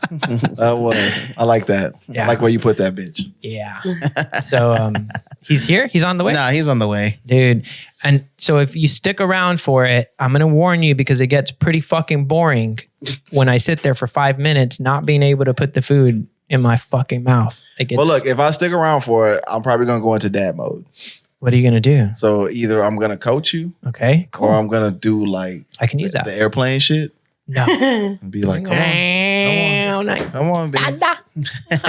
It's Richie Valens. I don't know. Nobody's stuck it in my mouth yet, it's right? Richie Valens. Let him come home. Well, y'all had like a weird... No, we do the tandem where if it's like it was like a rap, and I was like, he was like, you want to do it together? Y'all do the fucking Lady in the Tramp? Yeah. We both. And then he puts it in my mouth. That's why the dog kissed me. Yeah. Is that what? Is that what I it is? slipped the tongue through. The dog kissed you? He kissed Straight you? up, straight up. Went in for the kiss on the first hug. Like, wow. Soon as the dog jumped on me, and like, you know, I know the spot they like, so I went right there. Yeah. The dog was like, "Hey, I love you. I'll Dude, see you later." Like, he learns from his owner, I tell you. Ay, ay, ay. hey, bro, give me some. Save some for the second date. Actually, Settle down. he wasn't like that before your brother moved in. Oh, okay. That was another one. He loves peanut butter as well now. Yeah. It's weird. Yeah, so it's a strange fucking thing, man. And the first time he bought the wraps was like chicken and whole salad inside. I didn't know what it was inside. He was like, "I'm not going to tell you what's in there. You just got to eat it." Take a bite. Like, that made it worse. They you gotta brought eat the whole me thing, or sushi one. just No, a I bite? just got to take a bite. Okay. And get the bite down. I eat the rest. And the only time that, like, we've done this 7 or 8 times already. The only time I didn't get the food down was sushi. And I opened it and it fucking smelled like bad pussy. Oh, man. Bitch. And you miss her already? Perfectly. There's the placed, teardrop. bitch. Yeah, that was well placed. I just thought, well, fuck, this is the way sushi smells. And you This is still fucking ate gross. it? Yeah, well, I thought, I didn't know it was bad. It was bad sushi. because it's people that still fuck even though the pussy stink. That's true. So it's a lot of guys probably won't admit it. But will you still eat the pussy? A lot of guys probably won't admit it, but they will. Oh, They will. It's very few. Look, let's just keep it real. It's very few men in that moment that's gonna have enough Tiger Ruiz to say, hey, babe, this doesn't smell right. I'm not gonna fuck with it. They'll do it, but they'll probably do it like this, like with their eyes closed. You're like, oh no, and their nose. just to try to get through it enough to make the woman say, okay, he did it, but he wasn't good. You know what I'm If he saying? gets COVID and loses his taste, let's go, baby. I'm in the mood. I'm not losing my reputation because her pussy stinks. What are they gonna say about you? You know what I'm saying? So Yeah, like, he doesn't eat pussy good. Yes, I do, bitch. You just had a dirty one. oh, he's scared of pussy. I don't eat pussy good. I tried eat to good fuck him and pussy. he left. It's because your pussy stank. That's why. Yeah, that's what happened to Tiger Ruiz. Fucking that was his incels. worst sex experience. Was it? Yeah, he said that he went down on the girl in high school. He pulled a little thing to the side and he came back up and said, "Hey, I like you a lot. I think we should wait to have sex." I just found out I'm a born again Christian. Oh man, that's hilarious, dog. And maybe that's what stunted his growth. He didn't eat pussy at the right age. Pineapple, That pungent bro. smell. Yeah. You know what I'm saying? Fucked his That's hormones up. true. I did pass up pussy too. Stank pussy. What's your worst sex experience? Mine? No, I know yours. I know both of you. What's your worst sex experience? Shit, having a baby. You know what I'm saying? How do you have time? I fucking created kids. No, Damn. man. Look, I have, you know, in the lane of transparency with this conversation that we're in now, I have had a moment where I was having sex. I was hitting it from the back, and that shit was just like, kicking. You know what I'm saying? And I was like, I can't do this, and I had to like fake a nut. And, Wow. I faked a nut, and she was like, "You nutted?" And I was like, "Yeah." You know what I'm saying? And she's like, "That I feel like." And I was like, "I nutted in you though." And so like, and then after the fact, I told her, like, you know, I was faked like, it? I had to tell her, you know, but Wow. I felt like I couldn't, and maybe I'm just a softie in that because man, look, I've been in shootouts, so I feel like I'm only soft when it's in different settings. You know what I'm saying? But like in that moment, and I liked her too. You know, like I really liked her. So I didn't want to be like, oh, babe, this shit stink. You know what I'm saying? Like, I felt like women can't take certain criticisms. They say they can, but they fucking can't. And like sometimes as a man, you have to understand that they're going to tell you one thing, but they don't fucking mean it. That's true. If your girl tells you that she can handle the truth, just tell me. That's bullshit, man. don't fucking tell her you've been cheating because she gonna fucking like, no, it's never going to work. So you got to understand that. I knew she couldn't take it in that moment. So I brought it. That's bad advice? No, it's real. Like, girls country. Yo, that's what the eyes were like. So I felt like she was agreeing with me. I know. She knew, yeah. That's what the eyes were. It's Sunday too. She was like, "Preach, brother, preach." You know what I'm saying? Yeah, women, and it is not not like a knock on them. It's just being real. Women are emotional creatures, and sometimes they just can't take certain truths in those moments. You know what I'm saying? Like, because you'll never you will never probably hear a woman telling these stories Right. of like, oh, one time my pussy stank, and you know, like they'll probably go to the grave with that shit. You know, only some women are gonna be truthful and say, I've had moments where my shit was off, you know what I'm saying, or whatever, and that's just what it was. Right. But they're not gonna, just like no woman's gonna tell you she has bad pussy. Yeah. Every woman think her pussy is good. Or a guy's not going to tell you, because oh, she I made couldn't you get it nut up. doesn't mean it's good. You know You what I'm think saying? my mom has good pussy? How many kids do your mama have? 3. Y'all got the same daddy? No. Yeah. Yes. Yeah. they do. Oh, She got fired. My mom's got fired. Well, like, what's the space? What's the space? I almost got that. You the real MVP, mom. Damn, Hey, what's the space between your siblings though? 10. Oh, Yeah, it's 10 years between me and him, and then it's 2 years between me and my other brother. Oh yeah, it's probably like the 10 years was probably more financial than it was the pussy. You know what I'm saying? That's how the person got, you know, the 2-year gap. You know what I'm saying? Because they was like, fuck it. I'm a firm believer if a woman, because this, you know, it's a woman in here, so she can vouch for this. Just because a woman make you come, don't mean the pussy's good. You know what I'm saying? Like, that's just not it. You know, a man can put himself there, just like a woman can put herself there. And it's a difference between being able to fuck and having good pussy. That's true. Like women who got good pussy know they got good pussy, so they know they don't got to do a lot. But sometimes women who are like, like they doing a lot with it, it's because the pussy's not that good. And they know they got to put that extra with it to kind of get you where you need to go, right? But if your pussy good enough to keep a man and keep him nutting in you to a point where it's like, hey, I know we're extending our family and I'm perfectly fucking fine with that, your pussy's good. So, and sometimes if it's not like bomb, it's good enough. I got to text my wife. Damn, bro. And your mom. What? Not your mom. Text your Be dad. like, Mom, you know what I'm saying? Yuck. That's probably the chef right there. Yeah. Yeah, text your dad and be like, I thought Dad, that was a gunshot. I understand why you stayed. You know what I'm saying? Probably. Oh, our dad didn't stay. Our dad only had He didn't one stay? kid. It was me. Like, you know, with my Oh, your parents not together? No, they have a different mom. Okay. Same dad, but I don't know why she said he only had one kid. He only had one kid That's with her. weird. Oh, she's your But sister? She's our sister. Okay. I'm their cousin. Yeah. Okay. So this is like a true But not Mexican her thing for cousin. Yeah, 100%. And like, I got the nickname Bean from my nickname used to be Beaner. Okay. Yeah, but the white people couldn't. They were like, I can't call you that. Yeah, so they got so when I started Bean. making white friends. I just seen your slutty dog over there trying to kiss him too. You kissed him too? I thought I was special, Ollie. You brought a gang with you today. And he got a cleaver what the too. fuck? And a threat? I knew this was a fucking human And trafficking, he bought a bro. threat? You know what I'm saying? They trying You to got a seat right there. Well, I got news for you. This pancreas ain't no good, so you can't. You ain't selling these kidneys, bro. They are fucked. I just need half. That's all I'm missing. Good luck with that. You know what I'm saying? Scary. Yeah, terrible. Well, it's Halloween time. Be ready. You keep calling him Ignacio. He keeps calling you Ignacio. Is that what he's calling me? Yeah. That's hilarious. I called him Mike Williams. Mike Will made it.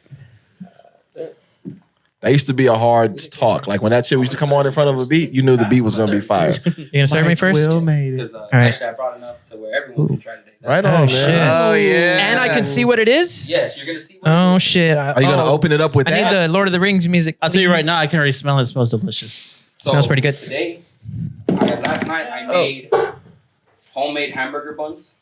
Okay. And then Brioche? Yes, more or less. All right. Hopefully this doesn't slice a wire. But that shit's scaring me, bro. Why? It's a good Why did you bring such a large? Yeah, I think he wants me It to is be more almost scared. Halloween though, so That is maybe it's true. like the Michael Myers thing going. Shit. So we have fried chicken patties, one buffalo, one regular, with a homemade slaw, and a spicy honey Dijon mustard. A homemade I did not slaw? know. He did not know. Yeah, because he just made that awkward post about coleslaw yesterday. Or was it today? That's Yeah. actually very convenient. I didn't even know that. Yeah. I did not It know. sounds good. I don't. It does. I don't follow him. on social media. Especially I just watch the nighttime us and adults and- who, Who eat real who eat food? all kind of shit. And this is all from scratch. All from scratch, baby. Like you killed the chicken yourself? Like you have herpes or what? HOA is a bitch and a half. They don't let me do things. Do it in your garage, bro. If I cut a chicken up, they think I'm committing a sacrifice or something. I would too. yeah. Remember, I wouldn't tell on you though. If you was my neighbor, I definitely would talk shit about you. You know, I wouldn't tell the HOA though. You would hear it in the jokes. I'd be like, so my neighbor's in a code. And You have a cutting board? Yeah, I'll find I don't want to scare Bean any more than I already do. She's already gonna go look. It's okay. You can sit there and keep looking at the food. Stare at it and let it. See, originally I was just gonna let you guess on like what meat that I used to. Human meat. I didn't listen to you. Human meat. You're now a cannibal, sir. If you like mushrooms, that's as close as you're gonna get. She has only one brain cell. They say mushrooms share the closest amount of human DNA to us. that's crazy. Because I would think That's weird. that's wild. Yeah. I hate mushrooms. I hate people sometimes too. So that's probably a correlation. Have you ever taken mushrooms? No. Yes. Wait. Yes. Yeah, I was. Well, look, it was only one time, and it was like with somebody that I trusted. So they was like, try a piece of the shroom, and it didn't really like have me tripping, which was a good thing. The ones I'll make you are psychedelic. I'll make you a mushroom that tastes like a burger. Yeah, well, that's different. I was like, Plate that. or a blue plate? Let's go with this one. I don't want to scratch any plates. Are you gonna come down hard with a knife? No. Despite my physique, I'm actually very gentle. I'll kiss you afterwards if you like. Well, that's also been an option. These are chicken? Yeah. You said one spicy, one's not. One spicy, one's regular. I can tell which one is spicy. Yeah. This is the darker one. I thought we were past that, man. You're banned from this podcast. That's fine. No elbow room for you, sir. Just wear a mask next time you come. Oh, I saw that from the one chip challenge. I'll start wearing my. That kid that day? Yeah, that was wild, though. I mean, the one chip challenge itself is wild to me because I don't know why. It's like, why would you? Why would you do that, knowing all this stuff is in there that's gonna like fuck you up internally? You know what I'm saying? Like all this specifically hot made shit that's gonna fuck you up internally. Well, they got that pepper challenge too, like in is it North Carolina where we're from? Like where they just the Carolina like, Reaper. The Reaper, yeah. Yeah, the guy who created the Reaper has a pepper contest where it just gets progressively hotter and hotter. That's crazy to me. You know what I'm saying? Like no, like that's about as crazy as to me as like people who line up to go to scary movies. See, like, I don't believe in anything without balance. Like if you're gonna eat something hot, I like to balance it out. So like that's why this sweet heat honey. That's why it's on. And then that cold sauce too is gonna help it too. Yes, and it's a homemade sauce too. It's not no pre-made bullshit. Careful with the butcher knife. Like the white sauce stuff. Oh, I don't like anything. But You don't like the white sauce? bro, I could smell the nasty. Guy comes in your mouth one time and you're against it. It's man, look as a since you're the person who made this and you're telling me all the shit you did. It looks really good, bro. You know what I'm saying? It Like smells good too. I start gagging.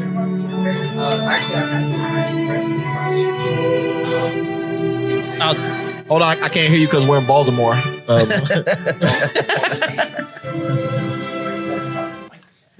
Oh yeah, here.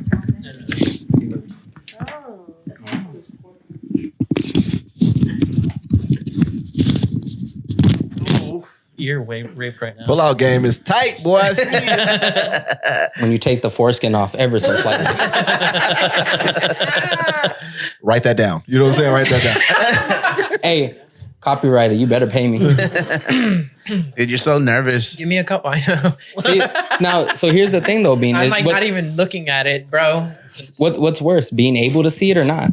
Because being able to see it is better. Because I'll be honest with you. The reason why we had to change it up was because I couldn't get the ingredients this week. Because I'm actually very thorough. The ingredients I wanted to get for the thing, I couldn't afford them because they're at an Asian market. Oh. Because I was gonna get some very traditional ingredients. Good. Oh shit. Don't worry, there's always next week, baby. And this week's payday. I get paid twice. Oh god. Oh, you're funding this? Thank you. Ryan, we broke out here. But yes,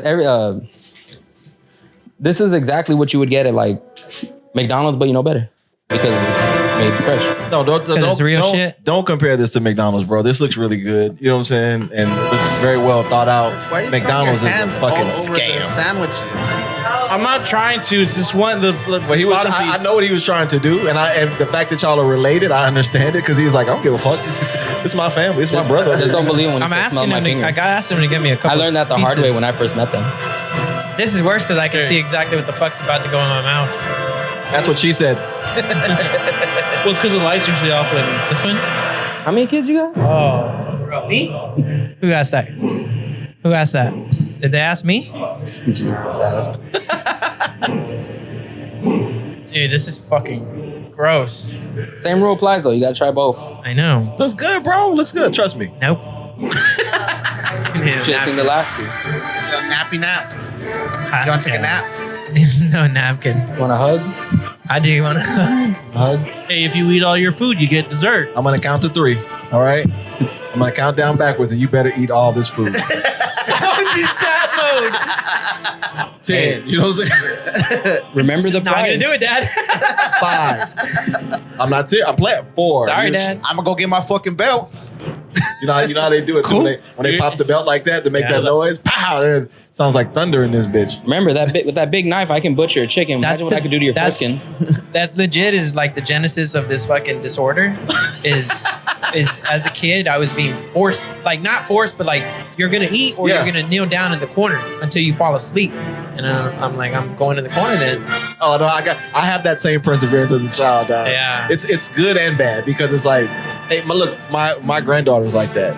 Like she'll stick to her guns to the end, just in case. Just in case. Hey, you know what? That might explain your sleeping, your insomnia too. What? Bad diet? That you couldn't, like, you'd have Your to diet sit can't there on affect your your sleep, knees till you fell asleep. Oh, I can't fall asleep. But I should try sleeping on my knees. Yes. Yeah, next time I'll just fall asleep. Where'd your bottom bun go? Dude, you're not supposed to eat it first. Taking too long. I mean, to be fair, he hasn't been able to try the last two, so. Come on, man, you got this, bro. Oh, he hasn't? You're over here French and rich half the time. Hey, Rich, you want to do a tandem with this one? No. That's too close, dog. That's too close, man. That shit smells good, though, man.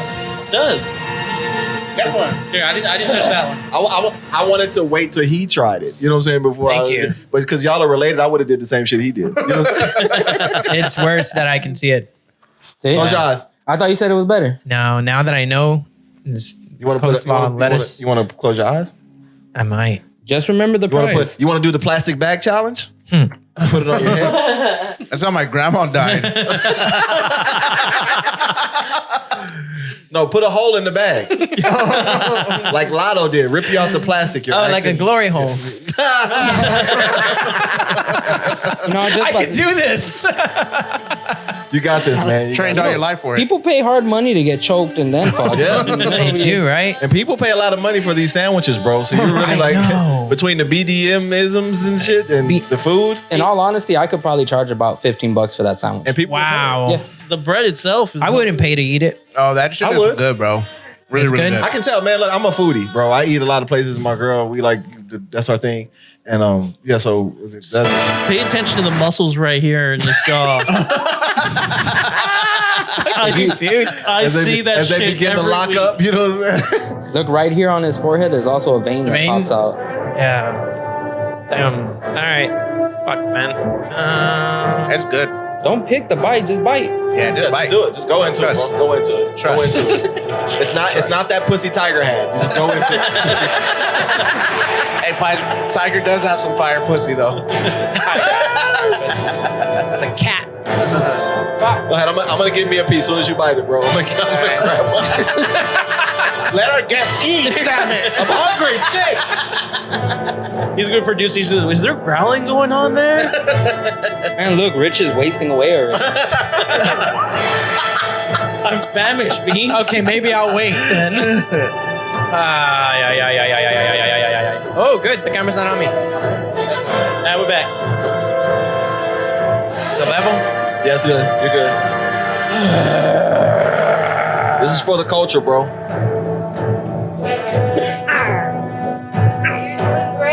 You're doing amazing. For the culture. For the culture. Mijo. Happy for you. Remember the prize. Remember the prize. What's the prize? A pizza, a personal Yeah. pizza. This is how I drink alcohol, bro. This is how I take shots. I'm not a drinker, so this is me at the club right now.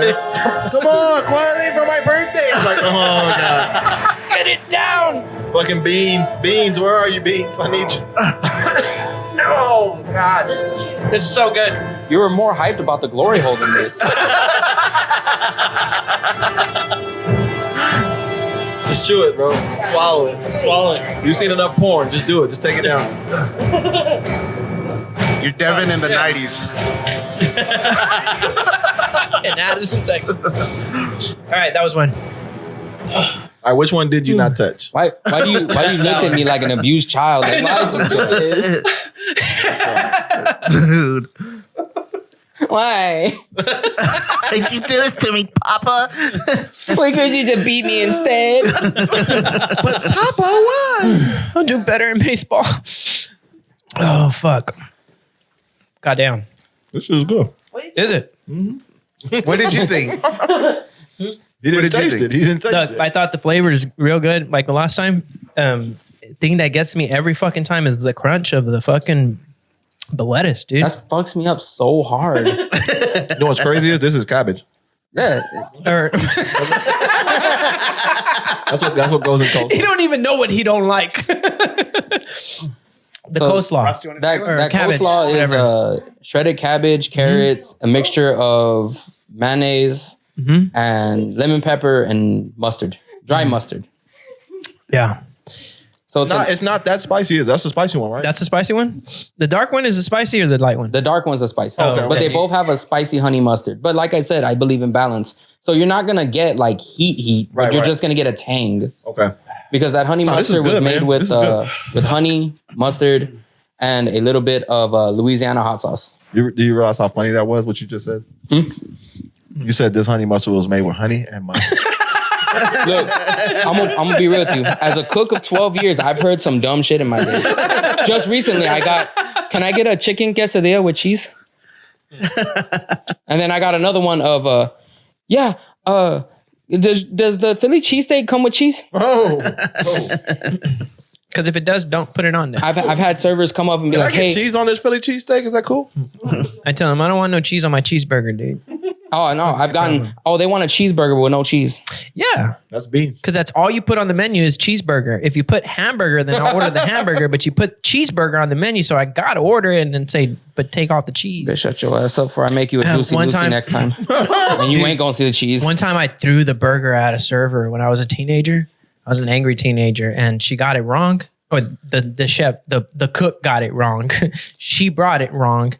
And then I told her like, oh, I didn't want cheese on the burger. And so she takes it back. And they have this little window where she was talking to the cook and they look back at me, right? And the fucking cook scrapes the cheese off and sends the burger back. And she saw that he scraped the cheese off and she brings me the burger back. So I'm like, bitch, you knew this was happening. And I'm like, if I wanted to scrape the cheese off, I would have done it myself. Right. And she's like, there's no cheese in it. And I was like, I'm not gonna fucking take it. And my friend was like, bro, what's your problem? And it's like, what's her problem? You gonna try the spicy one too? I'm gonna He have has to. to. I have to. Okay. Ah, fuck, man. Anytime You need the music. You need the I'm gonna music? need 7 minutes too. There goes my bun. anytime I brought him a food, I brought him two kinds. And usually I try to make them different. You know, I think this is a cool part of the show, bro. Yeah? Yeah, definitely. I think you should definitely keep doing it. Thank you. Yeah.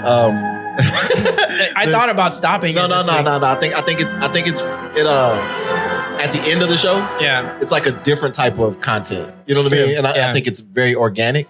Yeah, and it's fun. You know, if y'all have a budget for food and he can bring food for everybody every time, you know what I'm saying? Just enough for everybody to try. I think that would be dope too. I'm gonna start trying to at least do that. Normally when I cook, I make an excess amount of food, but the problem, this week, of course, was just funding in general. The week But before payday. Do you work? Let me ask you. I'm going to cut you off. Do you work like at a restaurant or do you have a food truck? Like where? So I currently work for a subcontractor. I'm a cook. Okay. I'm a cook. Outside of that, I do cook for. I make pizzas on the side. But do you? I make. Yeah, I told you that. Yeah. You should be a therapist. You're so good at listening.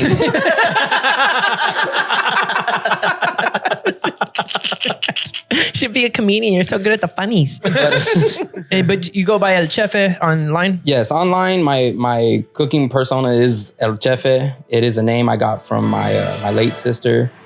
Nice. Well, originally it was El Chef, and then after that I saw a show and it evolved to El Chefe, and I just ran with it. El Chefe, Pro Style pizzas. Pro Style food is the game. Bro, I think I follow you online. Bro. Oh, yeah, what should I do? How long you been doing it? I've been doing it already for a good 2-3 years now. Okay. I started, I actually got the drive to do it from my mentor from my previous job. Okay. He saw I had a talent for making pizzas, that I was really good with the dough. And from there, that's what gave me the drive and passion to want to keep actually sell my food. I'm very critical on myself. I'm a very hard person on myself. Damn to it. me, those could have been better. Right. I wanted to do cheese. I wanted to do bacon.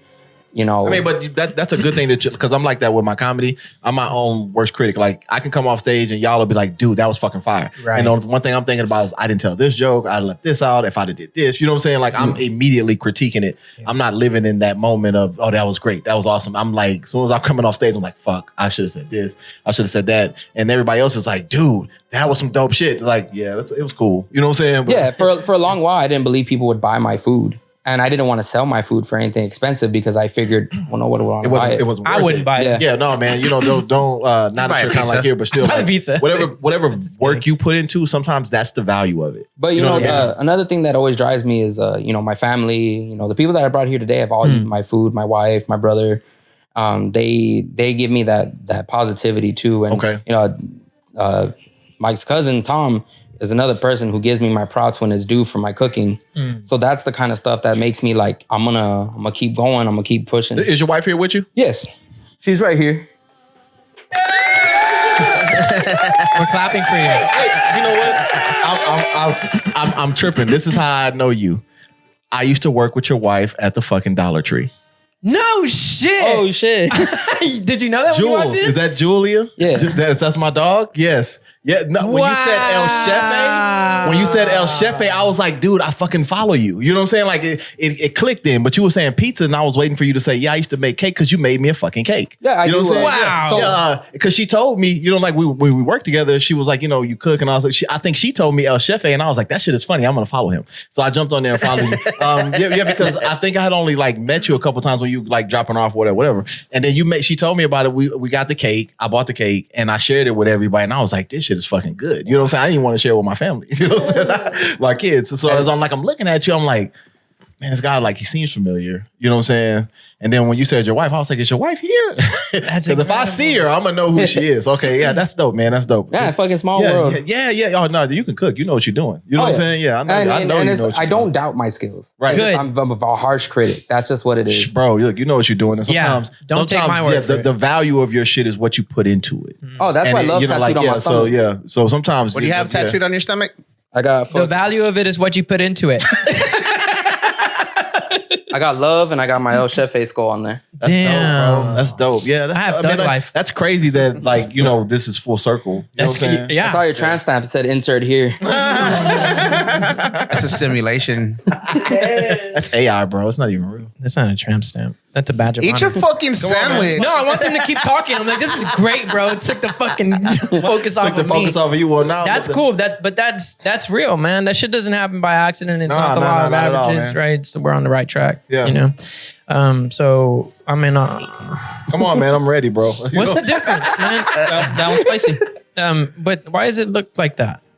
That's just the batter. Why is it darker? That was And this one's bigger than the other one. It's not a paternity test, bro. They're both yours. Part of life, my boy. This is the honey mustard. They had honey mustard on both. What's in the honey mustard? How'd you make that? With what? I'll give you a hint. It's honey and mustard. Oh, fuck. Would have never guessed it. And a little bit of nut. You got this. Oh, Here, okay, in I honor got of you. the- You got this. You got it. We'll do it at the same time since we Tiger can't do Ruiz. tandem. Let's Yeah, do you it. got it. Cheers. All right, Rich, but you got to eat that whole in one bite. Bitch, don't act like you can. Without a drink? It's got to be a challenge. Don't shut up. I've seen you bite into Popeye's biscuits with no drink. Yeah. Oh, that's bad. I've seen you swallow gonna do it men one bite? with no drinks. If you do it one bite, I'll put it in at the same time. 1, 2. I told you insert here. I can't do this in one bite. I can two bite it, but not in one bite. All right. Man, he didn't wait for me. Told you. He's family now. He's our brother. We said it when we came in. Kwasi came first. All right, you do the count, and I'll same time. I'll do the count. 19. Good. Good. 10, 9, 8, 7, 6, 5, 4, 3, 2, 1. Fight. Oh, you go, you little tiny Put man. that back in your mouth, boy. You got this, little tiny man.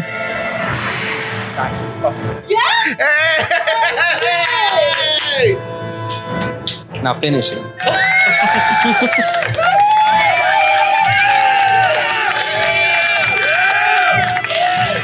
Look at El Chefe with a smile today.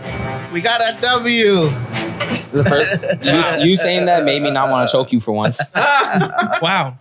He did it. This one was Dude, really good. Yes, Like, yes. he did it. Like, significantly better than the last. The last one was really fucking good too, but this one significantly. Honestly, Because it's more spicy, but it's not as spicy. So- like it's like a what I would call white people spicy.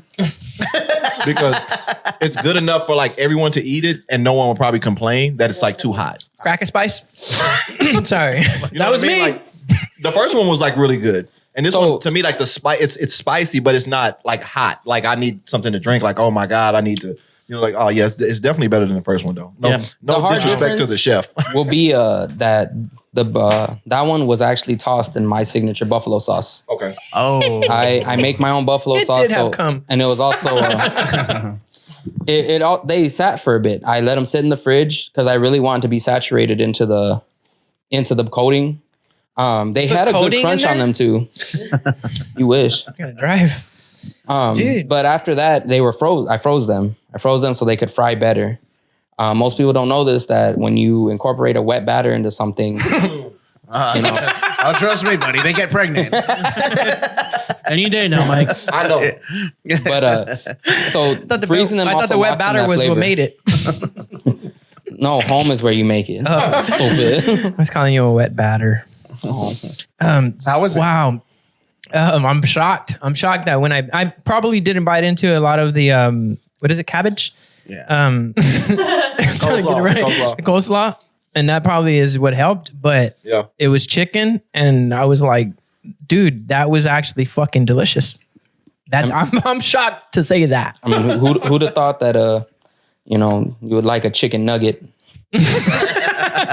Bro, let me be proud of myself for a second. No, in my family, you got to do better. That's true. That's not a breakthrough. I get demoralized every Thanksgiving. You It's think not I'm a breakthrough. It isn't. No, it's crazy that you were here, like just as a whole, because like I said, when I was working at Dollar Tree, I had just started doing comedy. Oh, really? Yeah. And I was working like super early, right? We were working like 5 to like 1. 5, Yeah. like, so it would be nights where I would be out late. You know what I mean? Like I would just be out late doing whatever it is I was doing as far as like my other job. Yeah. But then I would be going to open mics. Yeah. So I mean, Jules can tell you, I was late like damn near. If I worked 4 days that week, I Yeah. was late 3 days. You know what I'm saying? So Yeah. but like man, we worked. You know what I'm saying? We would be in there working. We listen to our music. We would work. And in those moments, it's like that's why I would kind of like be in my zone. You know, and our supervisor, shout out to Rudy, man, my boy Rudy. Rudy was like so cool. You know, we talked about comedy a lot, because he knew I would do it. You know, he knew I was doing it. And he would always tell me, man, invite me to your shows. Da, da, da. But I felt like I don't want to have you there until I was like in a certain place. Yeah. And then Rudy's my boy, right? So he talk a lot of shit. Old Mexican dude. Talk a lot of shit. He got this hair. He looked like a fucking Eddie Munster. You know what I'm saying? Herman Munster, Eddie's dad. Yeah. Fucking slick back. He looks like Jesse Valentine if he would have lived. Bro, look. You see Rudy's hair, it's funny within itself. But he talks a lot of shit, right? So I was like, man, I don't want this man at the front talking shit the whole time, like trying to go through my shit. But he was always very cool about me. He would like tell me shit like, hey, dude, I got a joke I think you can. Like he would Oh, shit. he would always tell me shit, man. And it got to a point where, like, man, I was just in a place where I wanted to, like, I felt like the job wasn't paying me enough, which I already knew that going into it. But I was like, did they pay $1? and a tree. In a tree? Every Christmas. Every week you come get your check. It's like a little tree. It's $1 and a tree. Yeah, but like that was like I love the people I work with, but it was like, man, my shit started like popping. And between that and like I got a new job, I was like, oh, I'm done with this shit. You know what I'm saying? But But they're Jules here. was like man, I used to tell her all the time, you like my Pippin. You know what I'm saying? Because we were stalkers. You know, like, so she would get out there and fucking work. Stocky Pittman. Stocky Pippin. Stocky Pippin. We was like Jordan and Pippen when it came to fucking stocking the Dollar Tree. You know what I'm saying? Like, nigga, you take an aisle, I take an aisle. We're going to bust this shit down. We're going to get as much shit out as we fucking can. You know what I'm saying? Nice. We came to work. And yeah, man, I was like tripping when you said El Chefe. I was like, that's got to be him. You know what I'm saying? Crazy. That's got to be him. What kind of cheesecake did you order? I don't even. I'll be honest with you. I ordered a cake. It was fuck, man. It was a cake. I don't know if it was a pineapple cake or it might have been something like that. It was like a pineapple cake because I think you had made like a honey bun cake or like a swirl cake for Rudy. And yeah. So I remember the cake I made for Rudy.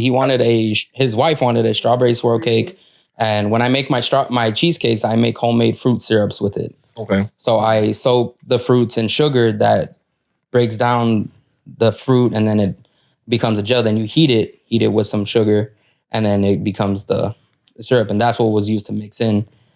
December is when I start taking orders in November for cheesecakes. That's dope, man. Look, and then it's dope to me that like that's probably what been that was like COVID.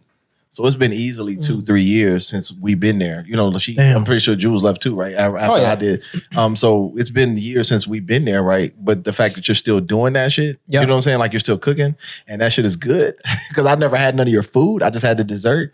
When I seen that cake, I was like, oh, damn. You know, that cake looked good that a month. And it was big. You know, like it was like some shit that fit this plate. You know, and this is a nice size plate. It was a nice ass cake. So I was like, hell yeah. Hard facts, I undercut the Cheesecake Warehouse. Yeah, like, man, that was... Bring me some dessert. Oh, no, you're going to get... Look, I'm going to tell you right now. I hate cheesecake. Oh, I thought you were going to say I hate you. No, I don't hate you. You give me inspiration how to fuck with you. It's a strong dislike, but I don't hate you. I love that. I love that part. You give me a lot of inspiration. Yeah. Now, for facts, I think you won't like cheesecake. So that's going to make me want to make it. You know why the cheesecake tastes so good? It's all the hate I put into it because I hate it. And here I thought it was like make food with love. You know what I'm saying? And now well, see, love and hate are about the same thing. It's the passion. Yes, that's so, passion. And let me tell you, I hate baking. I do. The only thing I like to bake is cookies. Really? Yeah. Come Christmas, because, holiday depression. Holiday depression. And instead of... he gave it a shout out too. He's like, because around Christmas time, shout out to depression. You know what I'm saying? My holiday depression hits hard. And I'm, but I don't go talk to a therapist. I don't, share a lot about myself. What I do is I bake. It makes me feel better. Making a fuckload of cookies. Like when my depression hits, I bake too. My depression hits.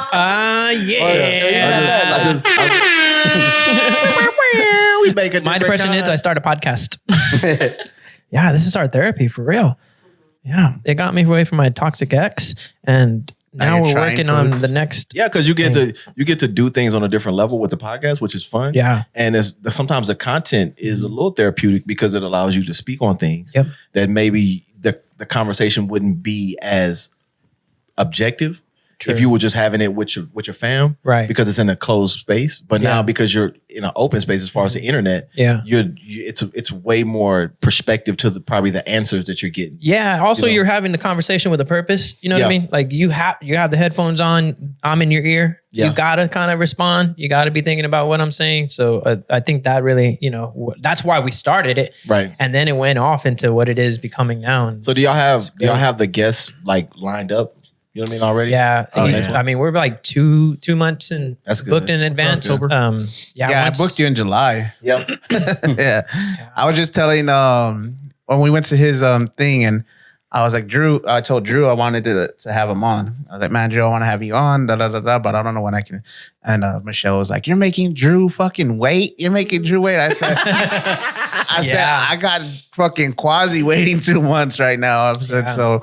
But Drew's actually... He's definitely not more important than me. Yeah. You know what I'm saying? Agree. Yeah. Well, your name was brought before Drew. Yeah. He definitely has more hair than me. You know what I'm saying? But I was able to fit him in at the end of September, which is because I think we had a cancellation. Drew's my boy, man. Like he will not only is he a really good person, if you be around him, Drew's a really good person, but like he'll forever be a special person to me because he was one of the first people when I started my comedy journey, and his intentions were pure. Like he wasn't trying to hinder me. Like some people in this game, you'll see it the more you do. Even with the podcast game, right? Some people they want to control your success. Yep. Or they'll look at your success as like it's threatening to them. Yeah. And it's really not. It's a space for everything. Like you look at the ocean, right? It's so many different fucking creatures live out there. Right. You know what I'm saying? Like, so it's space for everybody in the ocean. So that's the world. You know, like it's space for everybody in entertainment because whatever is for you is going to gravitate to you. Yeah. And you might be talking about something that this person wants to listen to, but you might talk about something that nobody want to fuck with. And that's fine too, right? You know, so that like his intentions are always pure. Like Drew is a really good dude, man. I don't think you'll probably find anybody on the scene that'll say anything bad about Drew. Other than, we did. Victor. No, we did. Yeah. I was like other than, you know, Victor said Drew almost killed him. Look, I was gonna say other than maybe he don't have no weed all the time. You know what I'm saying? And he want to smoke, but he ain't got no weed. But that's pretty much it. Victor tells a great story. I would advise go watch that about Drew. What was it? He got an infection or something? Yeah, he had it was sepsis. Yeah, he was sick, so Drew took him to the fucking children's hospital. Hey, Drew does have a minivan though, so maybe that's why he did it. Damn. Well, I'm hoping that's the reason. He took him to the channeled his and Drew. He didn't have any kids, but he has a minivan, so maybe he channeled his So there you go. dad, and he was like, "This feels right." Being just remember, I don't ever hate you or your mental health. I just hate how picky you are, and that gives me a purpose in life to get up and fuck with you. I love that. Like, I don't, fuck with me all you want because that's cool, right? The part of the roast thing is like, I think when somebody goes hard against you like that in a fun environment, a fun setting, it shows how much they actually care, about you and things like that. And that, I think that you found a passion in that. And I always tell people like, man, like my pickiness sparked something in this guy, in this chef, and he's thinking about, what's that next thing. I think that's fucking incredible. You know what I mean? It's like I told you, just to get you in on it, is that every day I'm making the same thing over and over again. Nobody's different. These people, a lot of people in general are beasts of habit. They get what they know because they're in a time frame. Exactly. Yeah. So it's always the same thing over and over again. It's comfortable to you. It's also a gut biome, It is, but it's also mind breaking for me. Yeah. Because I didn't get in this business to make the same thing. Yeah, you like to be creative. And that's why human nature is about comfort sometimes. Yeah. And that's why my pizzas aren't the same. I don't do my pizzas like everybody else. That's why there's chilaquiles pizza. I call it the sucia. It's a hot Cheetos and cheese pizza.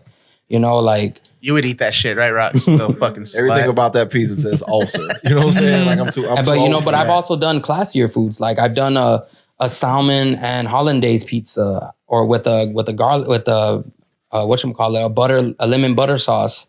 I've done eggs Benedict pizza. That's crazy. I've liked that. I like when people have ideas. It makes me like, all right, cool, I can do this. Even with cheesecakes, as much as I hate doing it, when people come up to me and they're like, oh, I want a Fruity Pebble cheesecake. All right, cool, let's do it. Yeah. So I'll make it. I'll make a Fruity Pebble cheesecake. Any edibles? So let me ask you this. Does one of the things that like really drive you, is it the response? It's the satisfaction. I love seeing people eating. I've never been one. My family has always taught us food should never be coveted. If you're hungry, eat. Right. Like y'all can shit on Rich all you want for him being fat, but if he comes up to me and tells me, hey, Ming, I'm hungry. Can you cook me something? Yeah. What do you want? Shit, in certain cultures though, like, being big is a sign, of like success. Cause that's how they look at it. If you're a person, don't start sugarcoating. It is. Right, you know what I'm saying? It is. Kwasi. Like, look, because this is where the podcast goes sideways. Look, I'll be the first one to tell you though. You're poor amongst You're the poor. Okay? In most countries, you're not even poor. Struggling, bro. You're the poor. You know what I'm saying? You're the poor. That's how most narcos start out. They look like this. You know what I'm saying? They look like this. They end up like rich. You know what I'm saying? I'll be real with you though. In Latin culture though, yes, they make you fat, but then you get shit on for it by every relative. And so look, I think that's most American culture to some degree because that's how we use food as like a comfort. You know what I'm saying? We do use food as a comfort, and because black culture is the same. You know what I'm saying? Like it's in black culture, it's like almost a double-edged sword to be fat. Because it's like you can't turn down food, but you're always expected to want food. You know what I'm saying? Yeah. So it's like even if you're trying to maybe say, okay, I'm gonna cut back. I know your fat ass ain't not hungry. You know what I'm saying? It's like it's a double-edged sword, but people look at you like, okay, he's fat. You want something to eat? I'll cook for you. And then like as soon as they cook, I know your fat ass is hungry. So it's like so like for example, after here, I'm gonna go cook another meal because we haven't eaten. So I'm gonna make fried fish, fried onion rings. My wife said she wanted fried onion rings, so I'm gonna make her fried onion rings, and I'm gonna make mac and cheese. Everything's gonna be from scratch, and it's gonna be our lunch, or technically a early dinner. But if you come to my house and it's gonna be our late dinner. You know what I'm saying? if you come because fried fish and onion ring sounds good. Hell This sandwich. when you walk through my door and I'm cooking, you need a plate. Yeah. And I tell them, you're not going to disrespect me. And If I walk through your door and you're cooking, I don't need a plate. if you walk through my door and you don't eat, If I'm he's choking cooking, you. My house, he's I'm leaving. choking He's you. like, I'm leaving. Fuck this shit. But like that. But that's why I'm grateful. I'm grateful to be on here, not only to get my name out, but to I told Mike from the get go, because one, I'd never really spent time with Mike, so I never really got to actually hang out. You didn't miss much. Wow, I love disagree. you. Don't ever forget that. Yeah. All right. But it was also to I want to show people that there's more to food than just because cooks are funny. We're assholes. We are. When I was first starting out in this business, my cousin graduated first of his class, cordon bleu, French pastry. And this man told me, the first thing you're going to learn in a restaurant, you're going to be working with crooks, criminals, liars, and assholes. Hey. And I've met all of them. It's my family. I am all of them. I know. Mine too. That's most people, man. So, there is nothing like, Bro, you can name them same people and say, well, you do comedy? These are the people you're going to be working with. Crooks, you know what I'm saying? Criminals and assholes. Because some people are coming from the criminal life. Some people are just actually criminals. They're trying to finesse you. It's art. And some people are just fucking assholes. I've worked with everybody from dudes who've done federal time to just regular petty stuff that they steal on the daily. They need to start doing background checks at restaurants. You remember? Nah, you remember those days? Because but and even funny enough, like how he loves pizza, I knew places that had homeless people making pizzas. Oh, that's crazy. Probably fucking Chuck E. Cheese. Have y'all seen their fucking pizza? But what's cool, no. I That's think definitely- the that's definitely beauty Peter of Piper it is like you're starting with us right now, at the kind of start of us, and the start of me like admitting that this is a fucking disorder, right? That if your food can turn somebody as picky as I am around, and if they watch from the first fucking time I explained it to probably the end, or probably at the point, like we made a breakthrough right there. That was you took a bite and you didn't gag. Yeah. Like that was really good. That's humongous, right? But if I get to the point to where I'm like, let's go, I'm not even taking 4 minutes, I'm gonna try it, and I'm actually just reviewing, I turn into just reviewing how that tasted. That's a lot of growth for you. Like that's a lot of growth for me. That's great, right, for me. But for you to be able to say that, man, like my food was able to turn this guy into fucking an actual human. My goal is to get you to eat a medium rare tomahawk steak. No, you're already a human. You're just not an adult human. I don't even stand as tall as one either. We're just trying to turn a hoe into a housewife, is what. Yo. Now this here is one of them occasions. But thank you for coming, Chef A. Thank you. Thank you for bringing the entourage. Are y'all coming out on Friday? Thank y'all for coming with him. The roast for Beansy. Yes, You're gonna bring food? What the plan is on that? Oh no, we're good. We're all good. No. We're all good. Yeah, we're good. Is he bringing food? No, he's not. You want me to bring you something? If you want. You want that whole crowd to see you? Yeah, if you want. Yeah. We can do that. If you want, yeah. Okay. I don't mind. Just be more material. Now, for exactly. I'm not gonna lie to you. Mm-hmm. I might get a little wild with this one. Okay. Because Friday, It's my birthday. and that means I can go to a nice place and, get something very nice. Oh, payday? So, and I'm talking about anything. Hell, I might even get a pig's heart. Okay. Just bring it. Fucking go. And that knife. Yeah, guess who's not showing up for the roast? That's like, just bring it all you want. I won't be there. You know what I'm saying? Before I go, I will say this though. I will never make nobody nothing I wouldn't eat. Okay. So thank you. anytime that I bring in food, that's why it's still a meal. It's still something that someone should enjoy. You made the buns? Yes, yourself? I made the buns from scratch. I think that was my favorite part. Me too. I got Buns it are really right. good. Yeah. I'll be real. I could tell. To me, they when he said that made me more interested. I'm already like There wasn't heaviness. Yeah, if you could look at me based on how I eat, I would look like Rich. You know what I'm saying? So because I eat like You eat that much? man, I'm like, look, it's hereditary. Me and my daughter have this thing where we like look at the flavors for crumble cookie every week. Yeah, but that's a lot. And decide like what we're gonna try and what we're not. You know what I'm saying? So Really? like that's just like I've always been like that. Like kind of like how you were saying, like food is a comfort. And I grew up eating with my family to some degree. So I like to eat. Like I just enjoy good food, and to a point where I like to try different things, and I'm always excited to eat. Like when I was, man, look, when I first started doing comedy, one of the motivations for me doing open mic was food. Like I would tell myself, okay, it's Tuesday night. If I have a good set, I'm gonna go over here. It's Wednesday night, and fucking what's my favorite? One of my favorite wing places is, you would reward yourself. That's how I would, if I had a good set, that's what I would do. Like Wing Daddies is one of my favorite places. And so I would say, okay, on Wednesday they have this bonus special, and I'm gonna go to this open mic, I'm gonna go here. And if I have a good set, that's what I'm gonna get. You know what I'm saying? If I don't have a good set, shit, I'm gonna eat wherever my girl cook. You know what I'm saying? Like I'll be real with you. Most cooks choose where they work because they see where they can make their dinner. That's just facts. It's a meal that's cut out through the day. So you would punish yourself if you didn't have a good set? Yeah, with some McDonald's or some shit like that. No, I thought you said with your wife's food. I'm not gonna lie to you, dude. No. I'm waiting for the day that you crack. Because right now you have and throw up and don't eat it. You have one more to go before you can get that prize.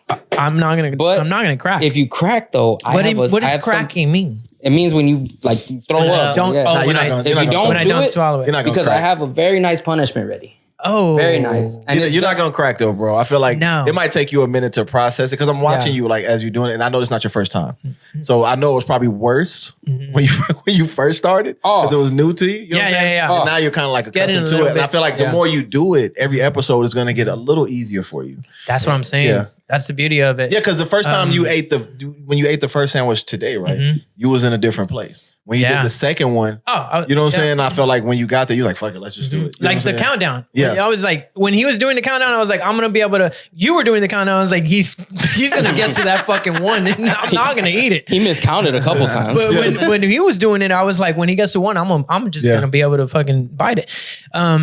But if he brings octopus, I might crack. Octopus is good. If he brings pig heart, I mean, like he's a chef, right? So you got to be. I think one of the things too that we touched on, he can't tell you. Yeah, he can't tell you to the end.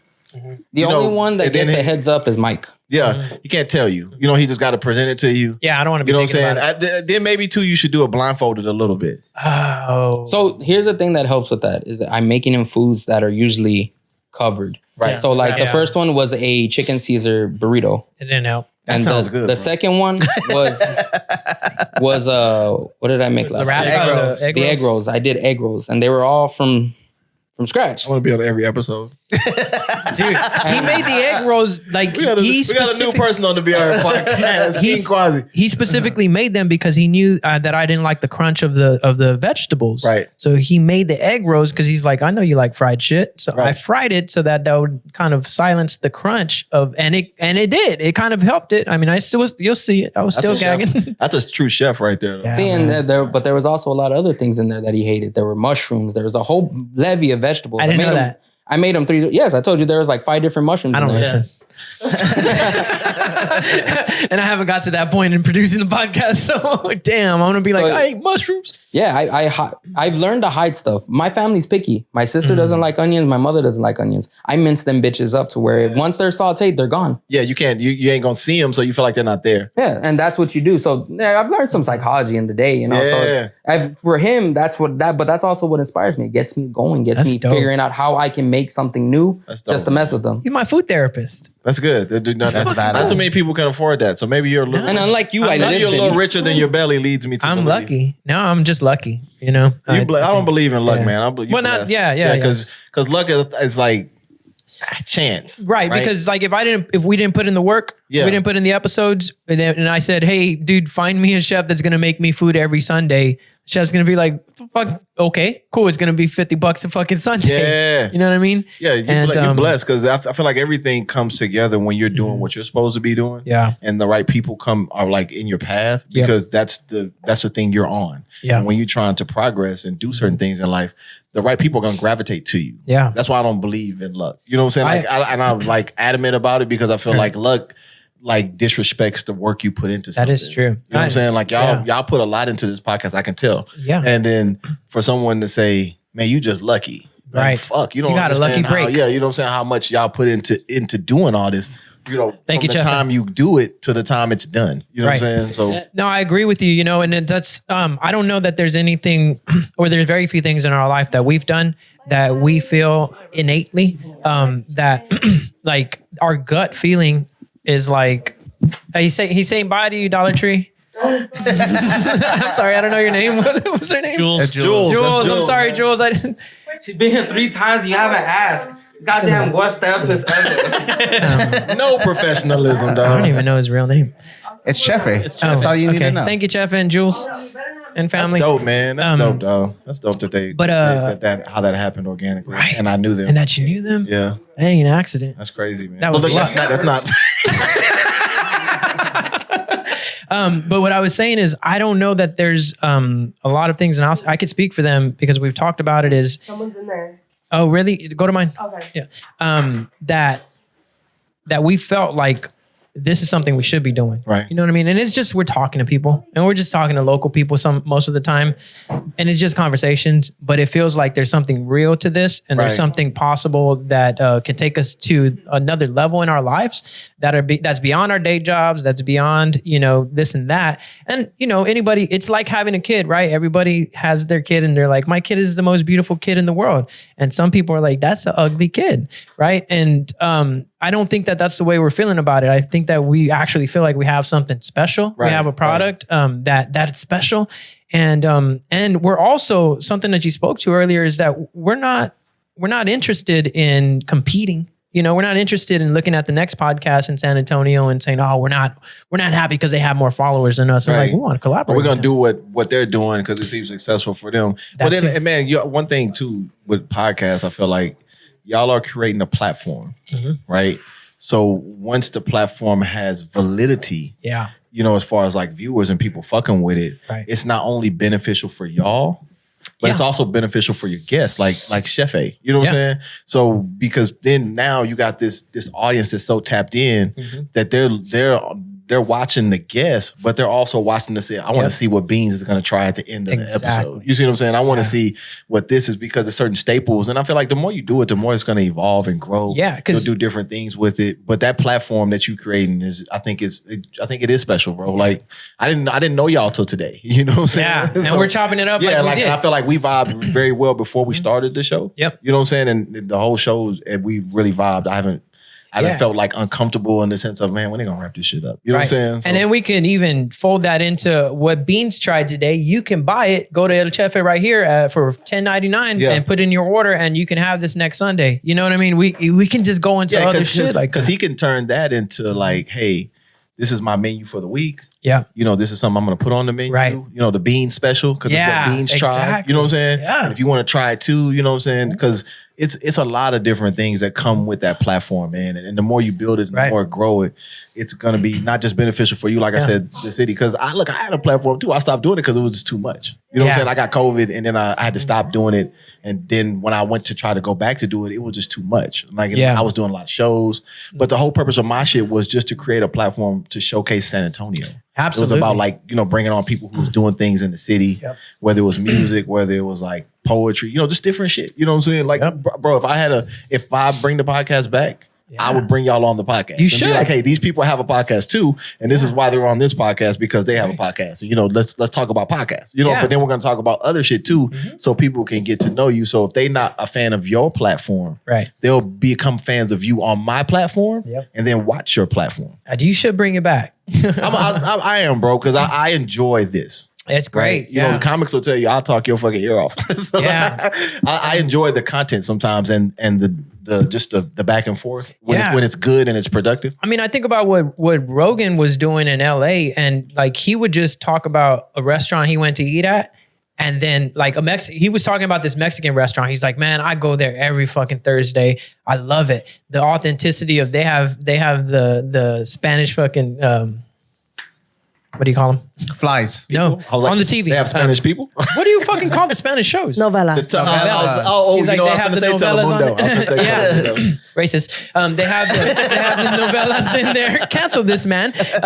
They have the novellas in there. It's authentic, and they had a line out the door. Like the owner was like Thank you. Like, we're doing so much better than ever, but can you stop talking about us? 'Cause there's too many people. And I feel like you're right. Like, because a lot of the people that we have, Hollywood, come on, let's go.